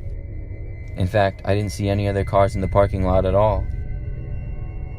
My friends went in to use the bathrooms. I stayed back to check the oil on the car, and once they got back, I went in. The rest stop had several displays of local attractions and things like that, as well as the typical bathrooms and vending machines. As I went in the bathroom, I heard someone walk in the rest stop and walk towards the bathroom, but nobody went in. It sounded like they were just standing outside. Once I left the bathroom, nobody was there. I heard footsteps walking around the corner, but once I got around the corner, no one was there. Then I heard them from back near the bathrooms where I just was. This confused me a lot, and I walked back around the corner to see nobody was there again. I guess maybe my friends were somehow pulling a prank on me. I started to walk back, and then I heard someone shaking the vending machine near the door. Now I knew it had to be my friends, and I walked over to see the vending machines, and of course, nobody was there. I just shook my head and walked back out to the car to see all my friends inside waiting for me. I asked them if they were inside at all, but they all told me no. I suddenly got the creeps and said we should get out of there. We drove away and got to our hotel. I still don't know who or what was making those noises.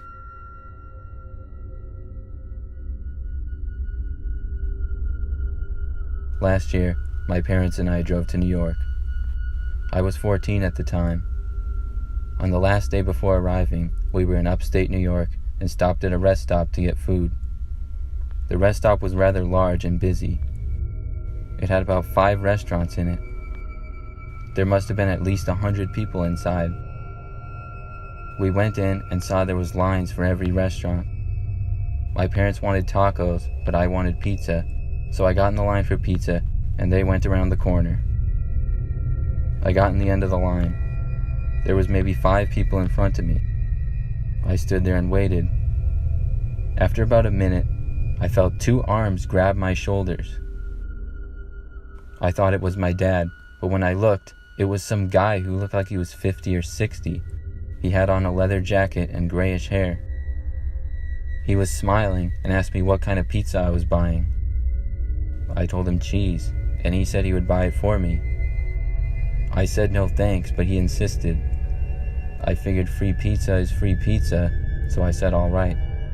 He talked to me the entire time we were in line, just asking me lots of basic questions about myself. I was hoping my parents would come over. I couldn't see them because the taco place was around the corner. Eventually, he got the pizza for me, and I told him I needed to get back to my parents. He told me he saw them go outside and they were waiting for me and started to lead me outside.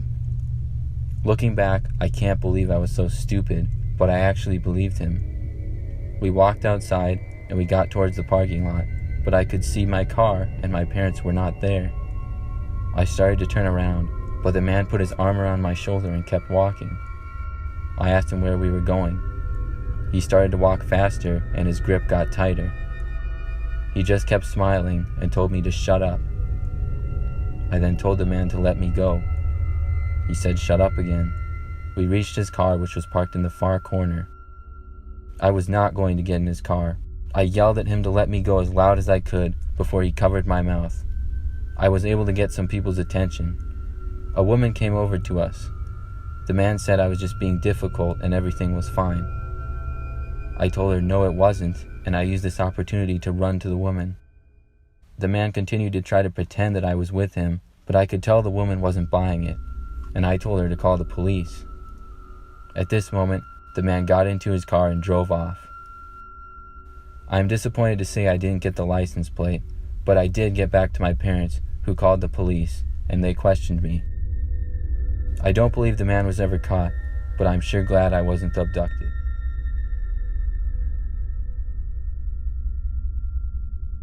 I am a 23-year-old female. This story took place last summer. I had just recently gotten a new car.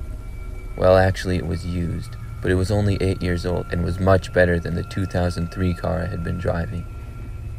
The car had no problems, but did need to get its tires rotated. So about a week after I bought it, I took it to a local mechanic. I had never been to the guy before, but his prices seemed pretty low. I drove the car to the shop, which was located on a quiet end of town and not really next to anything else. I went inside and gave the mechanic the keys. I had made the appointment online, and when I got there, he said it would be about 30 minutes or less and told me I could wait in the waiting room while the work was done. I went in and sat down in a chair in the waiting room. There was nobody else at the shop, and it was rather old. The place looked like it hadn't been updated at all since the 1980s. They even had a big box TV that was on, and it played the Weather Channel on it. I sat down and went on my phone for this time. When about 20 minutes had passed, the mechanic came back in and said that my car was done. After that, I drove back home and everything was normal. But about a week later, I was driving home from work one night, and I heard what sounded like a faint buzzing noise. I thought it was a bug in the car at first, so I rolled down a few windows and hoped it would fly out. But the sound kept going, and after I put the windows back up and listened closer, I could hear it wasn't exactly the sound of a bug. I drove the rest of the way home, and then turned my car off and listened. I didn't hear anything for a few seconds, but then I heard it again. I looked around my car and saw something behind the mirror. It was a little black thing that was mounted, and when I examined it, it appeared to be a camera. It was very well hidden, and I hadn't noticed it until looking extremely close. I ended up looking very closely around the rest of my car, and I ended up finding 2 more cameras. I took them inside and later brought them to the police. It turned out the mechanic put them in my car to spy on me. It was extremely creepy, and I never should have took my car to him in the first place. I'm a 46-year-old male, and while I wouldn't say I've had a life of danger and intrigue, I have worked a handful of unusual jobs. I've traveled a good bit, and have some interesting life experiences. I've also inherited some strange traits from my father, which attracts weirdos, crazies, and the troublemakers. I don't know if it's my appearance or just some sort of aura, but if I'm in a crowd and there's a mentally unstable homeless person in the vicinity, you can damn well bet that they're going to approach me. When I tell people this, they often think that I'm kidding or exaggerating, but those who are around me long enough will eventually find out that it's all true. Over the years, I've amassed a collection of stories, most of them being humorous, strange, and just interesting tales. But I do have a few stories that are just downright scary. Today, I would like to share one of those with you. On a final note before I begin, I've included some details in this story that may seem unrelated to the incident itself. My reasoning for doing so is not only because I think the setting and context are significant, but also because I've got more stories from this awful period in my life. This will make a lot more sense once you hear the story. Now let the fun begin. Back in the early 2000s, I was living in the city of Pittsburgh and worked as a credit manager for a rental company. A few years prior, I had foolishly dropped out of college and was living in an apartment that I couldn't really afford. Bills were starting to pile up. I needed to find a job with a decent wage. A friend contacted me and told me that he was leaving his job. The company would be looking for a replacement. When he first told me about the job, I naively thought the company rented out furniture and appliances to businesses just for events, and once they were finished renting the items, they would conveniently be returned. How hard could that be? Boy, was I in for a rude awakening. After I got hired, I found out that the company's business model was to rent to own, and they preyed on welfare recipients and people with low incomes. The cheap rental rates for furniture, TVs, stereos, and appliances were enticing to those who couldn't afford such things. But unbeknownst to the renters, the items would take years to pay off. These people would end up paying 10 times more than what the item was really worth. My job title was just a fancy name for a repo man. If someone couldn't pay or refused to pay, it was my job to hunt them down and repossess those items. Oddly, out of all the insane situations that I'd encountered while out repoing in the projects, this occurrence actually took place behind the store on my day off. It's important to note that generally, when you see a rent-to-own store, it's either or near a rough neighborhood. Usually, they're located conveniently near one of those payday loan stores or a token liquor store. The shopping plaza where we were located wasn't in that bad of an area, but it was closest to the shopping center to the nearby projects. I'd heard a rumor that the plaza's large parking lot was a hotbed for drug activity. And while it wasn't that uncommon to see multiple lit up police cars in the lot, I never knew if it was just drug bust or maybe just crackheads shoplifting. Now, being this was my day off, work was the last place that I wanted to be, but the van that I drove at the time was having engine troubles. So when my shift ended on the previous night, I left the van in the back of the store and then got a ride from a coworker who lived nearby. The plan was to get a ride back to the store in the late morning, bring my tools and work on the van, and hopefully, get it back up and running. I remember that it was actually a beautiful summer day, which is pretty rare in Pittsburgh, so I was happy at least that I didn't have to work out in the rain. The back of the store looked like your typical loading dock area that you would see at any shopping plaza throughout the US. The plaza itself was fairly large and roughly 300 yards long. Across from the loading docking area was where all these stores kept their dumpsters. Beyond the dumpsters, there's overgrown weeds and bushes, then railroad tracks, and eventually a wooded area that ran along the Monongahela River. Our store was located smack dab in the middle of that shopping center. I ended up getting there a little later than I wanted to. My van was high enough that I didn't need to jack it up, so I threw down some cardboard and just got immediately to work. There were some preliminary things that I had to do before I got to whatever the real, actual problem was, so I didn't really get things apart until by afternoon, and by then it was moving back and forth between the driver's seat and the space between the van. Hours ticked by, and soon the sun was starting to go down. I don't remember exactly how long I was under there or had been working, but I remember that I was in the driver's seat, trying to get the van started. At this point, I thought I had it pretty much pegged. I was pulling myself out from underneath the van, and I heard distant running footsteps. I stood up and saw this skinny dude about 75 yards away from me, running toward me. Aside from the immediate thinking that it was an odd place to be out for a jog, I didn't think much more of it. As he got closer to me, I nodded and said hi. But when he looked at me, it was the look of pure fear and panic. This man wasn't jogging, he was full on sprinting. He was younger than I initially thought. Maybe he was in his mid-20s and he was casually dressed, but they definitely weren't clothes that you'd wear while jogging. Completely confused, I just stood there, watched him run toward the dumpsters and then disappear. While it was odd, you usually don't see people in the back of the plaza. I was used to seeing weirdos and the occasional river people, or just homeless people who camped out near the riverbank. I shrugged it off and decided to get back to work. Around 30 seconds later, I hear footsteps once again. I see another man running toward me. As he approached, I could tell this man was bigger and maybe in his late 30s. He had a beard and was wearing a hat. There's something about him that was a lot more intimidating though. I'm 6'2", and at the time, I weighed about 215 pounds.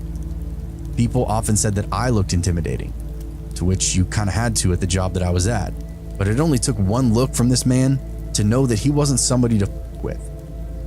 Once he was within about 10 yards from me, he yelled, "Where is he? Where'd he go?" Without hesitation, I quickly pointed towards the dumpsters. Looking back, I felt like a pushover, just doing what this stranger told me to do. But there was this assertiveness about this guy that just made me instantly comply. This is where it starts to get crazy. Together with the bearded man walking just slightly behind me, I began to head over toward the dumpsters, which were maybe 25 yards away. Thinking by now that skinny guy was long gone, probably deep in the wooded area near the river, I was just gonna point out in the general direction to where he ran. But as we approached the dumpsters, I noticed a crouching figure behind one of them. And all of a sudden I hear, "Get the f out here now." When I turned around, I saw that bearded man. He was now a few feet away from me, aiming a gun directly at Skinny Guy. Dumbfounded, I just stood there, frozen, as if I couldn't process what was all going on. Skinny Guy stands up and hesitantly walks towards the bearded man, who grabs him and shouts to him immediately. He throws him onto the pavement. I was soon snapped out of my frozen state by the sound of screeching tires. At the opposite end of the plaza, maybe 150 yards away, I turned to see a pickup fishtailing around the bend, headed straight for us at full speed. It was at this moment I realized I needed to get the hell out of this situation, instead of just standing there with my mouth hanging open. I ran back toward my van and just hid behind it. I see the pickup truck slam on its brakes just a few feet away from Skinny Guy on the ground. Two armed men get out of the truck. Another armed man jumps down from the back of the truck. All the men were yelling angrily. Two of the men grab Skinny Guy and yank him up off the ground. They drag him to the back of the pickup, and at gunpoint, one of them yells, "Get in the f***ing truck!" They made Skinny Guy lie down, face first, on the truck bed. At this point, you can no longer see him. Two of the men get inside the cab, while the other two, still with guns drawn, climb back into the truck bed. As they're about to leave, the two men in the truck bed hunch down and try to look less conspicuous. While I could no longer see their guns, it was obvious by the way that their arms were extended. They still had their guns aimed at the Skinny Guy's head. They sped off and disappeared around that bend. For a split moment, I just stood there in disbelief, wondering what the hell I just witnessed. It all happened so fast. After the bearded man drew his gun, it seemed like from his perspective, I no longer even existed. Who the hell were those guys? Were they members of some criminal organization or drug dealers? Maybe they were even undercovers for the DEA. I thought of the possibilities that maybe they were even dirty cops. You'd think if they were law enforcement or DEA, they would have at least announced it and talked like cops, or maybe even used handcuffs. Yet if they were criminals, they sure seemed organized. Didn't seem to care about waving their guns around either. Nor did they care about the fact that I was witnessing all of it. Shortly after I had these thoughts and they ran through my head, I ran into the store to tell my coworkers what just happened. I honestly can't remember who was all there that day, but I distinctly remember two of my coworkers who were there. We'll call them Sarah and Mark to protect their identities. Sarah was the receptionist, Mark was the store manager. When I told them everything that just happened, they were both said something to the effect of, "Damn, that's crazy." Yet it was like they couldn't comprehend the severity of what really happened. It wasn't like they completely shrugged it off, but they didn't seem to be as shocked as I was. It was absolutely wild to me, the difference in our reactions. They were just pretty much focused on closing down. I was out back, frontline to the chaos. It was a perfect dichotomy.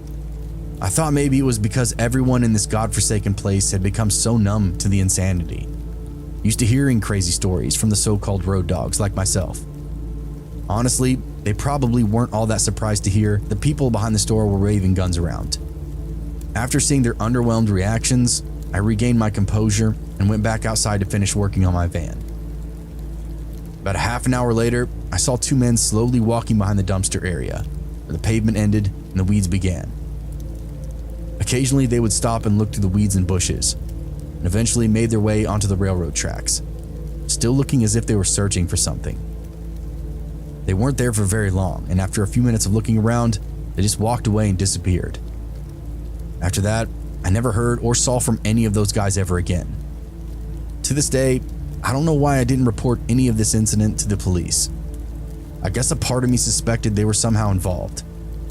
My theory was the armed men were undercover cops, either police or DEA. They'd staged a drug deal and were running surveillance on one. And then they tried to arrest the skinny guy, or else maybe he grew suspicious and that's why he fled the scene. After fleeing, the skinny guy stashed or tossed the drugs somewhere, hence the guy who were looking around afterwards. That seems to be the most plausible scenario. Yet another part of me has some doubts about it all. Something about the whole thing was just off.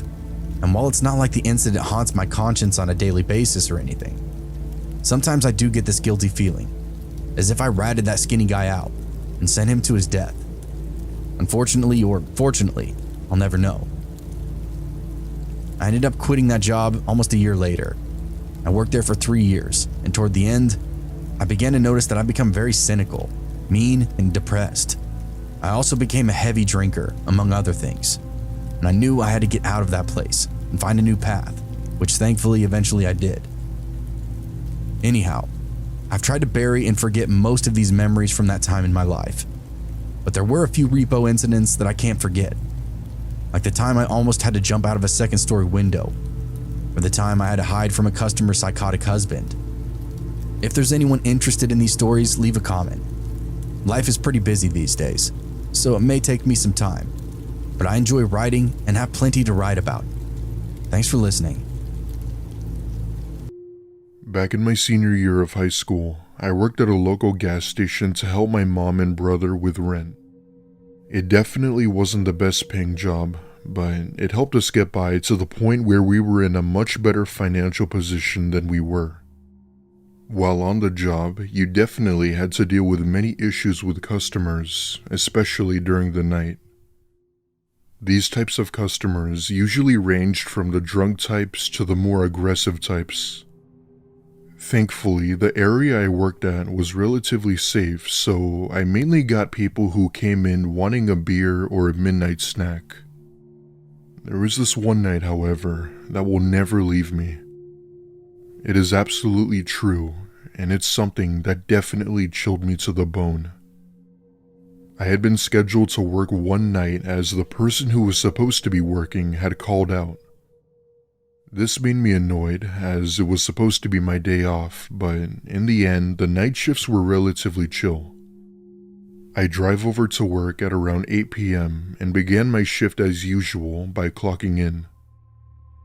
I'd say right away, several customers came in, mostly paying for gas or a quick drink. On this night, the same routine happened, and it wasn't until 11ish where people would stop coming in as the night would die down. Fast forward till around 2 a.m. I'm behind the counter playing Sudoku to pass time when I see a car pull in. I think nothing of it and just assume it's probably someone wanting a snack or something. However, I then see a woman step out of the driver's side, looking up at the security camera.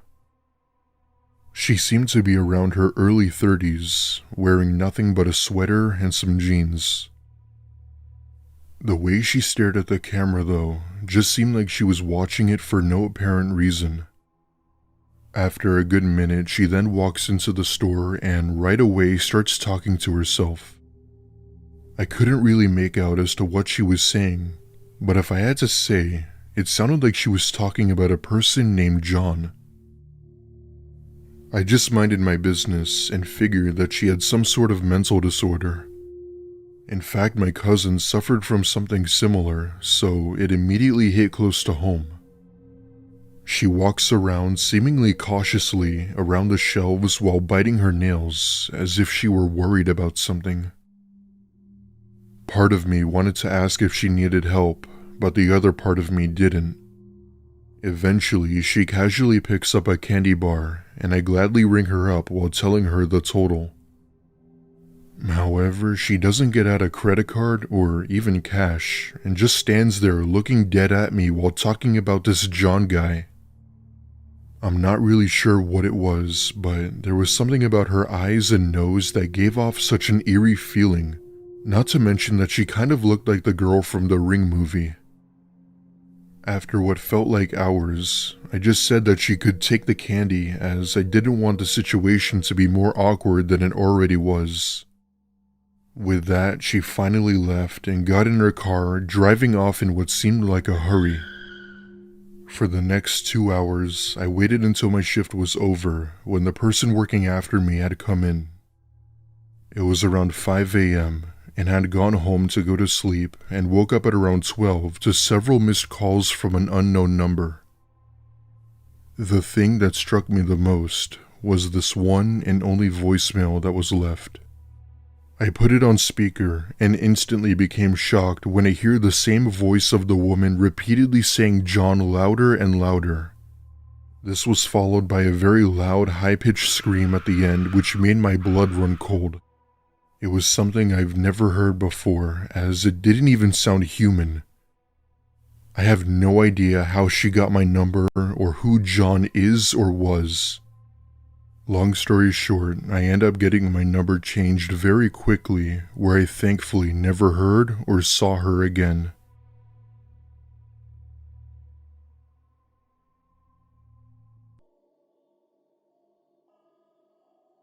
Before I begin, I want to point out that there is something very off about my story. This took place around 12 years ago, and it's still one of the most creepiest and unexplainable experiences I've had. I'll try my best to explain my encounter in the best detail as possible. This happened when I was in my late 30s on a road trip with my mom and sister. We had all been driving cross-country somewhere in the southern US. Looking back, I can't remember what state it was, but if I had to guess, I'd say it was somewhere between Texas and Oklahoma. It was around 11 at night, and I remember we had found ourselves on an interstate that night in need of food and gas. Thankfully, my sister had pointed out that she had seen a sign that had a rest stop up ahead. It seemed to be the only gas station for several miles, so with no other choice, we had to stop there. We pull in, and right off the bat, we see a van full of teenagers and 2 men standing by a small gray car. We weren't sure as to what it was, but almost immediately, something about this place seemed very wrong. My sister and I had went inside the gas station to use the restroom, but the strange part was that there was no gas station attendant anywhere. On our way out, we had overheard the teenagers say that they had felt creeped out and that the gas pump wasn't even working. The teenagers leave in a hurry, but the 2 men by the car hadn't moved at all, just standing there. Not talking, not on their phones, nothing. However, as my sister turned to look at the men, she had claimed to see their eyes being black, dark, and empty. The both of us get into the car and floored it out of there and didn't stop until we hit the next city. After we had made it to our destination, we had looked just about everywhere on a map but couldn't find that gas station anywhere. We had figured that it was maybe due to the fact that it was just too small to be a location. In the next city over, we had asked around and told some of the locals about the station on the interstate. We even went out of our way to give them the exact location of it, but only got confused looks. Some people say they didn't know about it or simply said that there was no gas station there. Overall, it was a really weird experience and none of us can figure it out till this day. We had been down that interstate since, but had never seen that gas station again. The interstate is a very small 2-lane road, so if there was something there, you would have seen it.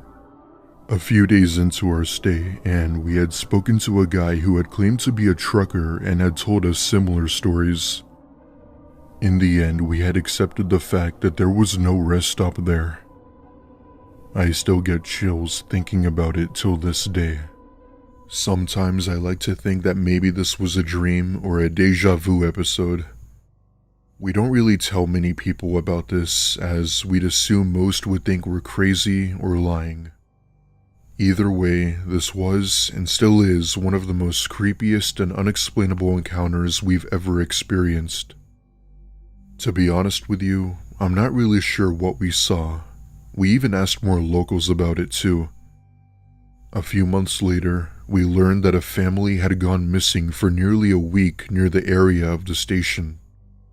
They were eventually found, as well as their station wagon. The strange part was that they basically abandoned their car. When they were found, they all seemed to be out of it, especially their children. They seemed sort of spacey and fuzzy.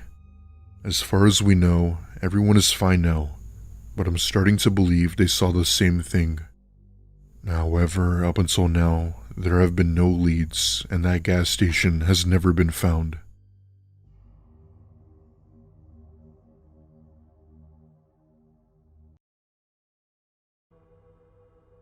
When I was in my early 20s, I was living in Chicago, and I wasn't making that much money. When I found this apartment, it was too good to be true. The top floor was a duplex with 6 rooms for $775. The agent who showed me this apartment stressed to me that the landlords were very religious. I didn't have an issue with that, even if it did sound a bit ominous. The landlords were an elderly couple that lived downstairs. At first, they seemed okay. When I would see them in the yard, they would smile at me. But when they saw that I was having my boyfriend over, things started to get really strange. One day I was in my office writing, and I hear a knock at the door. I open up, and it's the old lady from downstairs. Before I could even say hello, she asked me if I ever got an abortion. I shut the door in her face. No thanks. This was a colossal mistake. The layout of the house was a bit odd. There was a door at the bottom of a flight of stairs. It was always locked. Unfortunately, I found out the hard way that it led directly into my landlord's living room. One day I was in my kitchen, cooking. My boyfriend was at work, and I was by myself when I heard what sounded like the click of a door. Okay. I walked into the hallway and looked around. I didn't see anyone. I poked my head into all the rooms. Nobody was there. I then looked down the staircase, and there was the neighbor lady, standing there, staring back at me. I screamed. She flinched and stepped back into her apartment, swinging the door shut. After that incident, I spent every possible moment away from the house I could. I would come back and discover that something had been moved. A window would be shut, once the shower was dripping and my towel was damp. I couldn't lock that downstairs door. Since it was technically a door to their house, they were the only ones with the key. The knocking became frequent, 3 or 4 times a day. My boyfriend and I propped up an old mattress so we wouldn't have to hear it while we slept. The second to last straw was when I opened the door for work and the stairs were gone. I physically could not leave my house. They had been dismantled and were sitting on their porch. I called them repeatedly, but they did not answer. Finally, their son came out of the house and explained that they were doing some remodeling. He told me that I had to cut through their apartment downstairs. So I descended the staircase, opened the door, and they were both sitting at their filthy kitchen table, staring at me.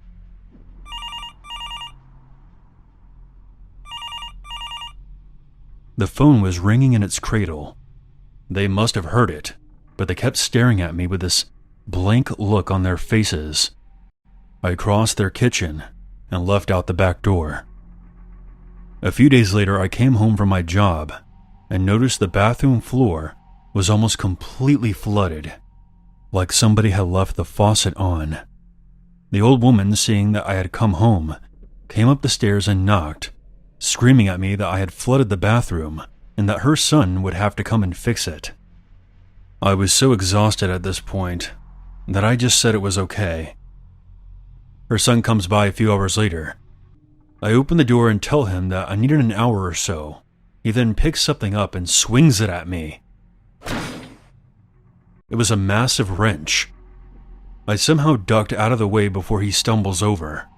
I then pushed past him and booked it down the newly repaired stairs as quickly as I could and called the police. They come by and take down the complaint, but since there was no physical contact, they couldn't do anything. I later discovered that this old couple had a daughter on the force. In the middle of the night, myself, my boyfriend, and several of his friends packed up all of our stuff into a Chevy Astro. We lived in hotels and out of our vehicles for a month until we found a new place. That old couple never attempted to contact us again. This past New Year was my 4th year anniversary with my boyfriend. We typically don't do much, so this year we decided to make it special by planning a romantic getaway. We found a cabin on Airbnb with a hot tub, and we were sold. The cabin was, of course, the last house on the road. You had to drive down a small private road that ended in a roundabout. Off this roundabout was a long uphill driveway that led to our cabin. When we got to the cabin, it was snowy and scenic. The cabin itself sat on top of a garage, and you had to enter through some stairs in the back. When we got inside, there was a booklet with all the information outlined. The book stated that during the winter season, to not be surprised if their contracted snowplower showed up to clear off the driveway. Alright, sounds good to me. We unpacked and realized that there was no cell service, but there was a landline in the cabin if we needed anything. We spent the first night by the fire playing board games and drinking wine. The weekend was exactly what we needed it to be. We planned to spend the next day in town. I had booked us a reservation for a nice dinner. We were gone almost all day, only returning briefly to get dressed for dinner.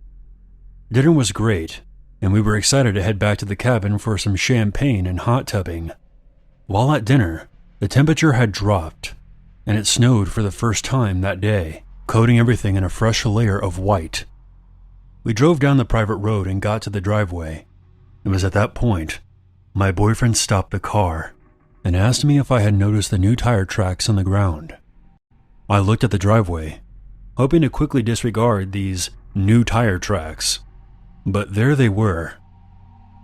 We remembered that the snowplowers could have stopped by, but the issue was that we saw these tire tracks because of the snow, and who plows in the dark? We also knew that once we were at the cabin, there would be no cell service. So we figured that we would head back into town and message our Airbnb hosts and ask if they or one of their friends had stopped by the cabin. We waited for a while in town for a reply, but we never heard back. We could have called, but at that point it was past 10 o'clock, and we didn't want to be discourteous. We figured that we had blown the whole thing out of proportion, and might as well head back to the cabin. After all, I was big into true crime and horror movies, and was probably just psyching myself out. My boyfriend drove us back, and this time we actually drove up the driveway, towards the top of the hill. That's when I noticed something. My stomach dropped when I saw the footprints in the snow. We backed down the driveway and took a closer look to see if there were more footprints. From what it looked like, someone had drove up the driveway, reversed down, parked, then got out of their car and walked onto the property. This property was quite large, with tons of trees and bushes, and we knew that these footprints could go anywhere. The moment we saw them, we decided to call the police. We figured it was better safe than sorry. We would just have an officer go onto the property with us, just to check everything out. We drove back down the driveway until we got service again. We then called the police, explained to them the situation, and waited for their arrival. A police officer showed up, and we followed him onto the property. The officer scanned the property and determined that there was no one there. Obviously, we were a bit shaken up and kind of embarrassed. We thanked him as he left. Needless to say, we no longer wanted to get into the hot tub and look out into the dark forest. Instead, we locked ourselves inside and watched a movie, with no champagne. We were both tired from the day and passed out pretty quickly. At 3 a.m., we both woke up on the couch with all the lights and TV on. As my boyfriend went to go brush his teeth, we heard a noise.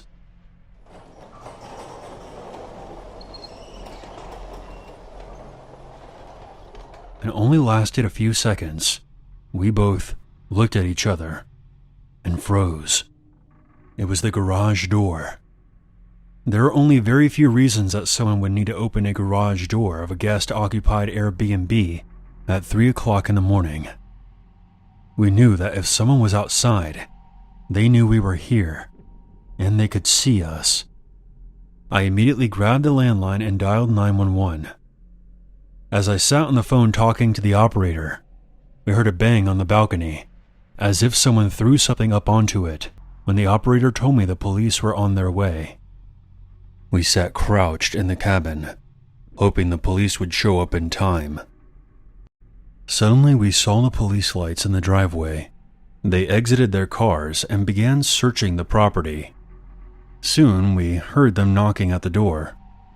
There were 2 policemen, the one in front of us, and the other a bit behind, still looking around the yard. I immediately noticed that the officer in the back was the one who came out on the first call. They told us that not only was the garage door shut, it was locked. Again, there were no signs of anyone on the property. We discussed leaving, but the officer said that the road conditions were too dangerous at that time. I looked at the officer who had come out to the property twice, and I felt that I deeply disappointed him. We went back inside, again, locking all the doors, and then went to bed. The next day we were leaving. We didn't feel right in the cabin anymore, and I just wanted to get out of there. As we packed, we heard the same noise. It was the heater. A heater that sounds just like a garage door opening. As for the banging on the balcony, it was just a perfectly timed fall of a pine cone. I think back on this story and I'm embarrassed, but I'm also incredibly grateful for some reason. We were wrong about the garage door opening, and maybe I was being a bit too paranoid. But the tire tracks and footprints we saw were there. For all we know, there could have been somebody out there, watching us. Before I officially started up my business, I used to work as like a general handyman, and on a very casual basis too. I was fresh out of the county and determined to turn myself around, but I barely had 2 cents to my name, so I just started hustling with whatever I could get my hands on. And about 6 months after, I had my own van, my own tools, and I had everything except a contractor's license. But that sure as hell didn't stop me from building my business and growing my revenue. And about a year later, I was basically working on retainer for a landlord who operated multiple different properties across the city. Some were in nice areas, some were in not so nice areas, and I wasn't actually on retainer. We just joked that he gave me so much work that I might as well have been. Anyway, one day he asked me if I could fit some veneers on some old cabinets, so I tell him sure, get the address of the place that he wants me to visit, then headed over the very next morning to get it done. The tenant of the apartment I was working on had been asked to vacate while the work was going on, so I was free to do my thing, which for the most part consisted of applying a super strong adhesive to the cabinets before carefully fitting the veneers. I was about halfway through the job when I heard the key turning in the lock of the apartment's door. I waited until the tenant was within earshot, then called out an apology for the smell of the glue, which by that stage was still real strong and thick in the air. A second or so later, a woman of maybe 35 to 40 appeared in the doorway, and she looked at me with these big, wild eyes before asking me, "Where is it?" I was still halfway up a ladder at the time, so I'm halfway turned around on it when I ask her back, Where's what? Instead of answering me, she got really angry all of a sudden, stomped her way to the center of the room and told me word for word, "Tell me, or I'll kick you off that thing ladder." I start feeling incredibly vulnerable after that, so I start climbing down real fast in the hopes that she was only bluffing, or if she does kick the ladder, then I'll have less of a fall and less chance to really hurt myself. I expected some kind of confrontation when I got to the ground, so I can feel my adrenaline start kicking in as I stepped off that bottom rung and turned to face her. But by the time I did, she was gone. Gone in the sense that she was no longer in front of me, and gone in the sense that whoever I'd just been talking to was gone too. She dropped to her knees, grabbed the open tube of adhesive that I'd been using, and started to sniff up these deep huffs of the fumes into her nose. I must have asked her something like, "What the hell, lady?" and then reached down to take her by the shoulder to try to pull her away from it. But the second I touched her, she turned and there was a totally different person looking back at me. The lady that walked into her apartment had been rude and confrontational, but the lady staring back at me now looked like she could have ripped out my liver, eaten it raw, and then asked for seconds. She screamed, "Get your hands off of me," shoved me, then went right back to huffing the tube of industrial-strength adhesive that I had sitting at the bottom of the ladder. And I'm serious when I say it was like a transformation. Her eyes were different, still angry but full of something else too. She was like a mountain lion if a person got too close to her cubs, completely rabid, and even though she was small enough for me to toss, I got to admit that in that moment, I was goddamn terrified. She kept on huffing and puffing on that tube of glue until all that rage just seemed to wash away from her. Then when she was done, and with the tube of glue still in her hand, she got up, walked over to her couch, and just plopped herself down and lay there looking all blissed out like she didn't even know where she was. I remember telling her that I was going to get my stuff and put it in the van and get the hell out of there, and that she'd have to deal with her landlord if she wanted the rest of the cabinet veneers fitted. She just groaned at me and waved her arm as if to say, "Just go away already." And so I did. With her lying there like a zombie, I packed up my stuff and got the hell out of there before she decided that she wanted to help herself to the rest of my gear. I left her with that tube of adhesive too. That stuff can be expensive, but there was no way that I was about to risk getting my face ripped off by trying to pull it out of her hand. So I pack up my gear, trying to carry as much as possible out to the van just in case the glue-sniffing tenant decided to steal something. I managed to get everything except my ladder under my arms, then on the way out, I started hearing this kid crying. There's no telling how long they'd been wailing, but I guess I just filtered it out into background noise while I was trying to keep from getting shredded by that crazy glue sniffer lady. But then when I step outside, I see where the crying was coming from. There was a car right there on the curb with both the driver's side and rear passenger door open. In the back, there was a kid still strapped into the car seat, and it was screaming out, "Mommy, Mommy," over and over again. There were grocery bags sat in the pathway to the apartment too, like the woman had gotten home, saw the van and rushed inside after abandoning both her grocery bags and her kid. Maybe she just forgot that I was stopping by that day and rushed inside to check it out before bringing her kid and groceries inside. I'm not sure. But either way, she walked in, the smell of the adhesives hit her, and then that's all that she had in her mind. And that was the scariest thing of all. Way scarier than the prospect of getting my face chewed off by this crazy lady. This woman was such a degenerate drug addict that one little whiff of industrial strength adhesive and she was gone. Hell, she might have been Mother of the Year before she walked into that room, and then just boom, she was just right back to the bottom of the barrel getting high all over again. I don't honestly know what her situation was, and I shouldn't speculate. I just hope her kid ended up okay, because with a mother like that, life sure is gonna be an uphill struggle. This story happened in October of 2016. For context, I lived in Fargo. I am a 30-year-old male, but back then I was 22, and was still living with my parents and two brothers, Tommy and Andrew. One weekend, my brothers and I decided to go on a getaway that was 2 hours away from Fargo. We wanted to get out of the city and away from our nagging parents, so we decided to book a spacious Airbnb for a decent price that was located in a forest. We packed our backpacks, got in my truck, and headed over. When we got there, the host greeted us and left us the keys. The weather was perfect, and the view of the yellow autumn leaves on all the trees was stunning.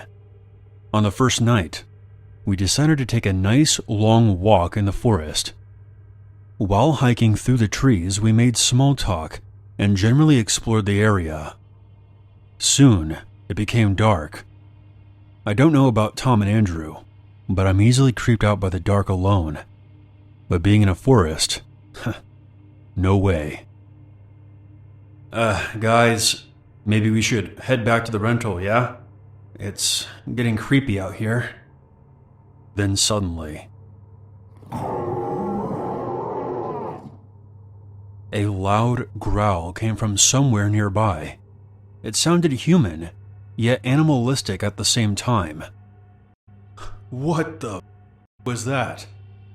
I don't know, but we're not sticking around to find out.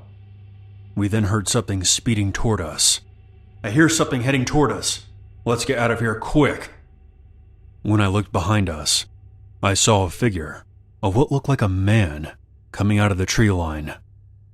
But here's the thing. It seemed way too tall. The shoulders were weirdly shaped.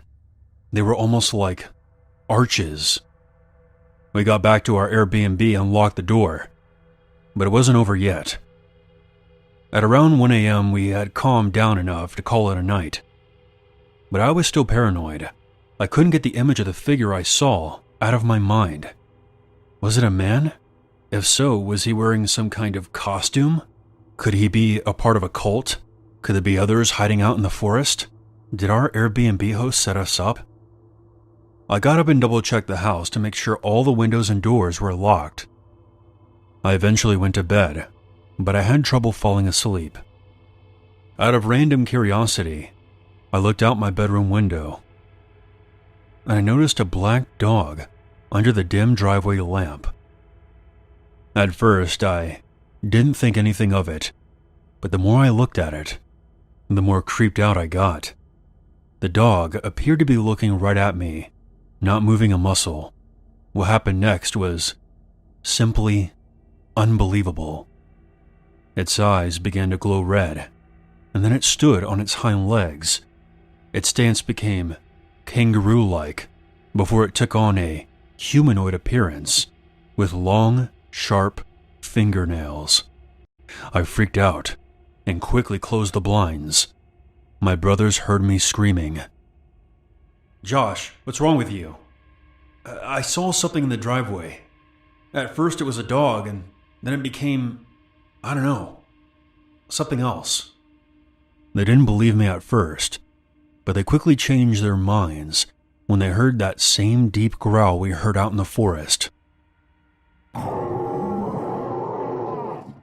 But this time, it was coming from just outside the front door.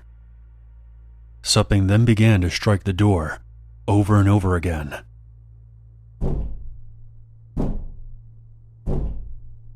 All three of us were freaking out and trying to look for a weapon in case that thing managed to break in. Thankfully, the door was solid wood. Eventually, all fell silent. My brothers and I stayed up for the rest of the night. The next morning, we got back in my truck and got the hell out of there. On the way out, I saw that same strange dog, its eyes following my truck as we tore off down the road. Our Airbnb host obviously didn't believe a word of what we said and never gave us a refund. But ultimately, I'm just glad we made it out of there alive. When I was a kid in the 90s, I used to seriously hate going to school. There would be at least one day a month where I would wake up and have it decided in my head that I was staying home. I'd do whatever it took, pretend to puke, glue myself to the toilet, cry, you name it, I'd do it. I'd do it because it worked. My parents were working class, all-day laborers, and couldn't afford to stay home or argue with me. By the time I was in 4th grade, 10 years old, they'd cave and just let me stay home alone, the days that I pretended to be sick. I remember one morning waking up and not having to fake it. My stomach was in knots, my throat was on fire, and I couldn't even keep my own spit down. Seemingly anything had me throwing up. Because of my habit of staying home, I was hell-bent on having some fun, even at the cost of a little discomfort. I lounged in the recliner, what I considered a gaming chair, and played some of my favorite video games. The bathroom upstairs was around the corner from my room, at the end of the hall. For no particular reason, this bathroom creeped me out from day one. I personally believe in ghosts and stuff like that as a kid. Again, for no real reason. I cooked up the idea that in my head, sometimes I saw things down there at the end of the hallway. The reality was there was a window way up high on the wall. It would cast odd shadows down at the base of the wall. I knew this, but liked to scare myself and my friends whenever they came over. Being home alone and needing to take a leak, I decided I would go downstairs to both use the bathroom and investigate our fridge. As I got up, I kind of sidestepped into the hallway, and of course saw something weird out of the side of my eye. It looked like a big looming man in the corner of the hall. Now this spooked me, and I booked it downstairs and waited. Nothing. I figured if it was a real person, I'd hear them walking. As you can imagine, I was alone. I go into the bathroom and do my business, and then head to the kitchen. The fridge was right beside our front door, so as I'm looking inside, I'm parallel to the front doorknob. I'm looking around and not finding anything that I can stomach, when I hear something weird, a jingling. I look over and exactly what I thought was happening. The front doorknob was wiggling back and forth. It's locked, thank God. My parents were security prone. The deadbolt was even locked, but still, I knew immediately that this was not anyone that lived here. We lived in a pretty good neighborhood, average sized suburb, but in my mind at the time, anything was possible. Beside the door is a big window, and something moves back and forth beyond the curtain. I watch in total horror as some skinny old guy leans over with his hands cupped to the glass and peers inside. His eyes go left, then right, and they fall on me. And this big, awful smile stretches across his face. He taps on the glass like I'm some animal at the zoo. I remember slamming the fridge closed so hard that I could hear everything shift around inside. For some reason, probably adrenaline, I thought that my mom was gonna kill me when she got home and opened up the fridge and found the booby trap that I just made. I remember being more worried about that than the guy looking in the window. Again, I was like 10 or 11 when this happened, so I fancied myself a strapping young man in my head. I was also used to staying home alone and had dealt with a lot of different people coming to our door. Electricity and water department workers, gas gauge checkers, Mormons, Jehovah's Witnesses, and any other number of people prone to knocking. I ran through a mental checklist as I looked this creep up and down. He definitely wasn't here to see my mom or dad. Definitely wasn't on the clock. He wasn't even knocking. I mean, if there's a red flag, this guy was firmly holding it in his hand. "Hey, why don't you come open up the door?" he said, pointing down to the handle. "I was just here yesterday." My head starts swimming. The hell is this guy talking about in here yesterday? Does he work for my dad? Does he know my older sister? I took a step forward because I was so caught off guard. He almost got me for a second. I was about to open up the door out of denial, hoping there was some sort of rational explanation. I caught myself after that first step, shook my head. No way, dude. He then shook his head too, and then kicked the house siding hard as hell, hard enough to make me jump. The whole kitchen was behind me, and the stairs off to the right of the room where the living room began. On the far side of the kitchen, there was a little hallway that led back to my parents' room, plus the laundry room, a bathroom, and then the side entrance for the garage. When I remembered the garage, this entire plan springs into action in my head. To this day, I've never had a more clean, pragmatic line of thinking as I did that day. It kind of bums me out, to tell you the truth. And I've been told it's because that's the only time my life has ever been on the line. Anyway, we kept a lot of things in the garage, like our camping and outdoor gear. This also included my cheap Walmart special paintball gun. It was one of those clear gray pump action pistols. Took the CO2 cylinder in the bottom of the handle, and slung a paintball hard enough to break a window. I know that from experience. I grabbed it, immediately changed the cylinder out of habit because I knew whatever the hell was in there had to be dead. I slammed a couple of handfuls of paintballs into the hopper. Good to go. I looked down though and saw something else that we kept in the garage. A splitting log, which had a hatchet sticking out of the top. I yanked it out and tucked it into my pajama pants. Crept back down the hallway. Now I can hear the guy messing with the door, so when I peek around the corner, he's no longer looking in the window. I bolt as fast as my sick little body would allow me, through the kitchen and then up the stairs. The landing led right into my bedroom, where I planned on barricading myself. I figured I'd shoot the guy if he came upstairs, and if that didn't deter him, I'd have to use the hatchet once he got inside.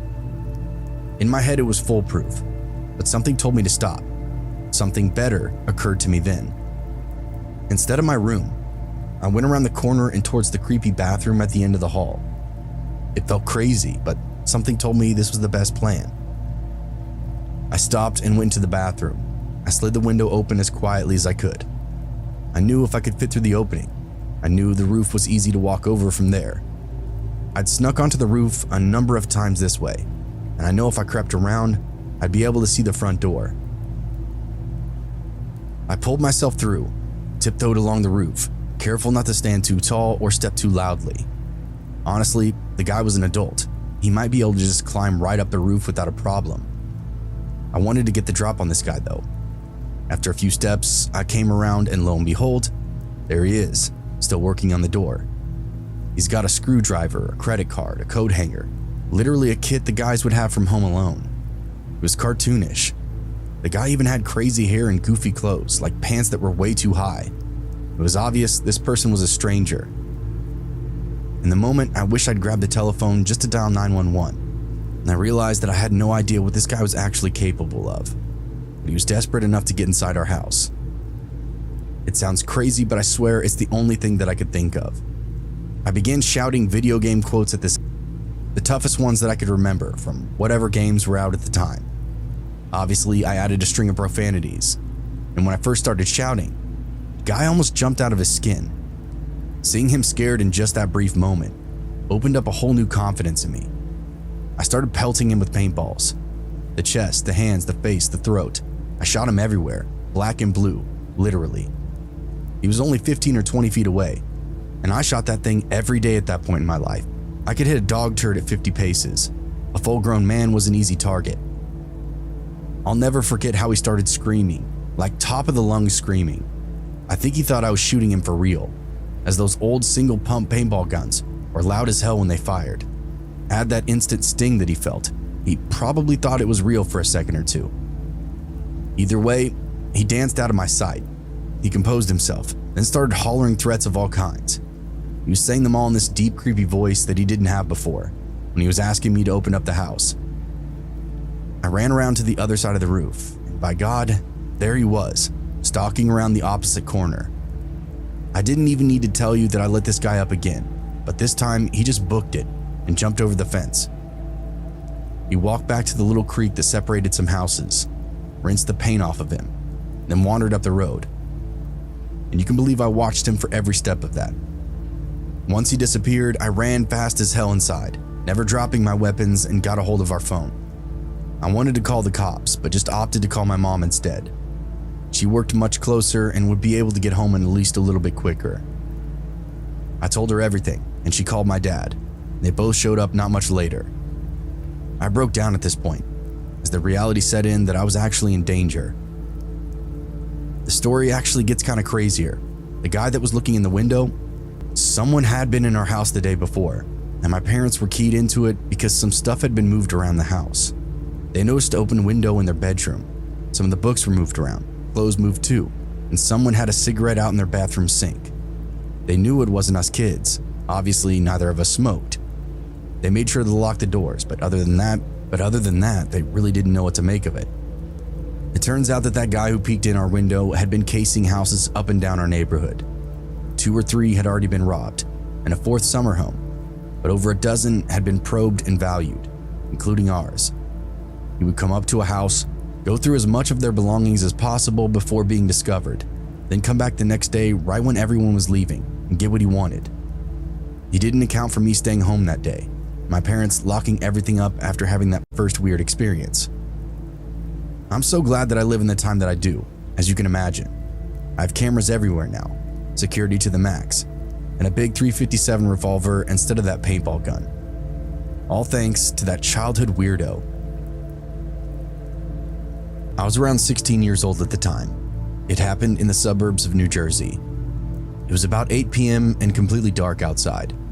I was alone in the apartment where my aunt and I lived on the 4th floor of a very old apartment building in a very tiny complex. When you looked out the living room window, they looked down on the parking lot. The walls were paper thin, and the windows seemed to be single pane because you could hear everything going on out there. You could especially hear when a car arrived. It was second nature to look out the window at the sound of a car because, well, we're so nosy, I guess. That night, I heard the sound of a very loud pickup truck.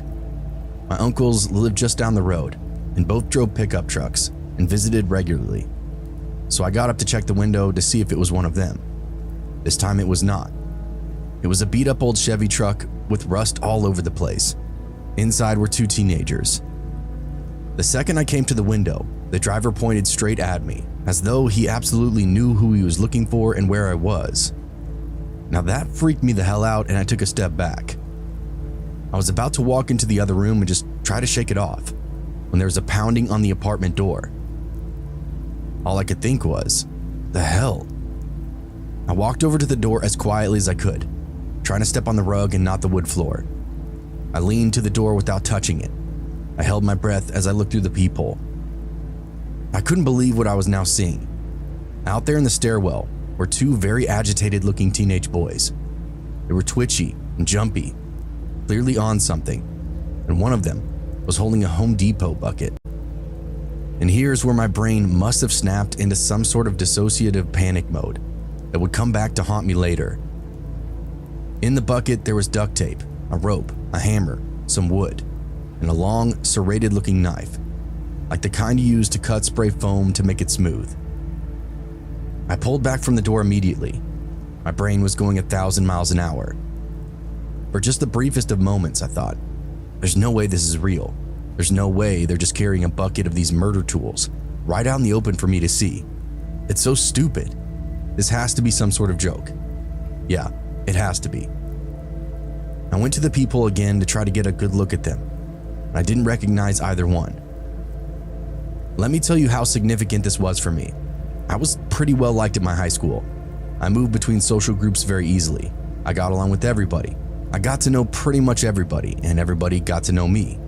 Part of this, I believe, is because I came into high school with my self-confidence guns blazing. I had spent horrific years in middle school being bullied relentlessly for being a lesbian. When I got to high school, I swore I would never let anyone use that weapon against me ever again. So on the first day of 9th grade, when it was time to get up and introduce ourselves in the class, I said, "Hi, my name is insert name. I like girls." People were really impressed. They actually loved it. They loved how open I was, and they loved that they could ask me questions about anything. Looking back, part of me wonders if all my confidence blinded me to the fact that perhaps I made myself a target. When I realized I didn't know either of these guys, and that they were not friends playing some kind of weird prank, my heart sank even further. Now you would think the most common sense thing to do at this point would be to call the police, and you're right, it would be. But of course that's not what I did. You see, I knew that if I called the police and my aunt found out about this, I would never have a moment to myself ever again. My aunt was already hyper paranoid about child abductions. Pretty much anything she could ever watch on a Lifetime movie turned into concrete fear for her every day. I can't tell you what it took to convince her that I, a 16-year-old, would be okay in an apartment by myself for a few hours in the evening. But of course, my selfish, stupid teenage brain put that in priority over, staying alive. Through the peephole, I could see that one of them had stopped bouncing and twitching long enough to slowly lean his head towards the door, trying to listen for movement inside. I knew this was my chance. The second his ear touched the door, I pulled my hand back and slammed the door right where his ear was, and let out the deepest, most guttural shriek that I've ever made in my entire life. He fell backward. His friend tripped over him. They grabbed each other and started fumbling down the stairs. I got all the way to the floor and peeked through the very bottom blinds of the front window to see the truck peeling right out of there, tires smoking. Not one neighbor came out to see if I was okay, and I know they heard me. That was just as terrifying as the experience that I just had. I could hear on a regular basis when my neighbor to the left would sneeze too loudly, but none of them heard me screaming. Yeah, okay. I never saw those guys or that truck ever again, and despite how long I've made this story, the entire incident couldn't have taken more than 8 minutes from start to finish. I completely believe that seeing that bucket full of murder weapons was the moment my brain went into self-preservation mode. And because there was no aftermath, because there was no repercussions, and because I didn't talk to this about anyone, it started to feel even less real as time moved on. I questioned it over and over. Did this really happen to me? But I know it happened. It was just so damn weird and unexpected that my brain didn't have the neat little compartment to put it in. The pestering question is why? Was it actually random, or was it actually targeted? And they even know that I was home alone. I'm retired now, but I worked as an inspector for both private companies and the county throughout my career. I was asked by a private home builder to inspect a house halfway through its construction, and then they would submit my inspection to the county. I get inside and start doing my job, wandering around with a clipboard and a flashlight. It's pretty routine, up until I get to the back end of the house. I can hear something. There seems to be trash scattered in some of the rooms, and I hear a buzzing, like a radio or something. Then it hits me. There's probably a contractor here, someone finishing up the drywall or something to that effect. I peek into the master bedroom, and inside I spot a woman. She's dirty, somewhat around 30 or 35, and she's definitely not working on the property. "Excuse me, are you supposed to be in here?" I asked, hoping she was the home buyer's wife or something. "Of course I am. What are you doing in my house?" she replied. I'm the home inspector. I scheduled with her husband and the contractor to do a full walkthrough. I guess I didn't realize anyone would be here." She grumbled and gave me some kind of response, then vanished into the bathroom area. Not all the drywall was up, so I could still see her feet and arms as she shuffled around, continuing to make these weird noises. At this point, I was kind of creeped out and was ready to get the hell out of there. This was well before pocket cell phones, so I was on my own out there, at least until I could get back to my car. I hadn't encountered much in the way of weird at this point in my career, and this lady was about to culture me with a great deal, if you catch my drift. She came back from the bathroom with the biggest kitchen knife that I've ever seen, and planted it right through a piece of hanging drywall. I took a step back out of pure instinct, and did my best to ask her what the hell she was doing. What came out sounded something like, what is it you're doing?" She didn't miss a beat though. "I don't have a husband, so I think you need to leave." I look around the floor. I see the trash for what it really is. Pack rat stuff, food wrappers, tissues, toilet paper. This lady is crazy and homeless, and she's just moved in. By the look of it, she's been crashing here for at least a couple of days. Probably hasn't had a care in the world. Now, the only thing to piss her off is me, and I'm stuck here with her. Alright, simple logic prevails. Time to go. I tuck my clipboard up on a shelf, check my pockets for my car keys, and begin back up towards the exit. "Don't leave your pictures here. They'll want those back at the station," she says, pointing at my clipboard. I shake my head and raise my hands to show them that they're empty, and I keep moving backward. She doesn't like this. She starts breathing weird, like super hard and deep. I take my own deep breath and go back to grab that clipboard. Anything to mediate the mood. This triggers her even worse somehow. This lady starts screaming like a banshee. She takes a run at me, and it scares me so bad that I almost fall backwards. I only caught myself by the threshold of the door, which I can firmly say held my weight. A+ for construction on my inspection so far. Thankfully, she stopped short. Didn't really charge fully at me, but her screaming has created another sound, something out of place. I turn to find a man, a little older than the girl, shamble out from a closet, or some partially finished nook. He's shirtless, tattooed, and gaunt. Definitely a junkie. "You woke me up," he said, You shouldn't be here. Why'd you wake me up? I tried to answer, but what the hell was I gonna say to this guy? I could tell by his look, logic, it wasn't gonna speak to him. Then the woman came back down the hall from where they were standing and had me kind of cornered. He says my husband sent him, she said. Threw me right under the bus. Then the guy starts to lose it, flexing, bugging out, hyperventilating, that sort of thing. He starts pressing me about how her husband found them, where he was, and if he was close. Total druggy paranoia. I assured them that I didn't know the guy. I had no business with them. I was just there to simply look over the house. I made a mistake and got the wrong address, and I would be on my way out without any more issues. They'd never see me again. Apparently, at least from what I gleaned, they were on the run from this lady's husband. He was a drug dealer, and they owed him a boatload of cash. They were on their way out of the city on foot, and they spotted the partial build on its own. It became their little cracked-in haven for at least 48 hours. It didn't matter though. They wouldn't let it go.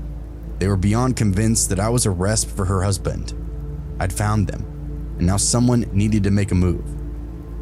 It was by far the scariest standoff that I could imagine, as I wasn't prepared to take on not one, but two agitated crackheads. As they closed in, it occurred to me that the only ace up my sleeve was the crap that they were telling themselves.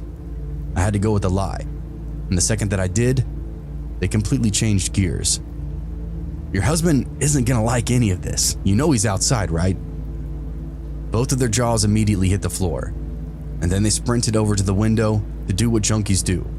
Peep through the blinds, work that window like a true crazy person, see what's out there. I proceeded to back through the house until I made some distance, then ran as quick as I could to get back to my car. I was horrified when I looked up to find them chasing me across the front yard. They were much paler and thinner than I first pegged them for inside the house. Out in the sun, they were even creepier. Because of their look, I dropped my keys in the dirt before I could even unlock my car. All I could do was snatch them up and start running again, aiming for the next cluster of new builds. I saw a couple of trucks parked near them earlier, so I was praying to myself a construction crew would be nearby, anyone normal to help me even out the teams.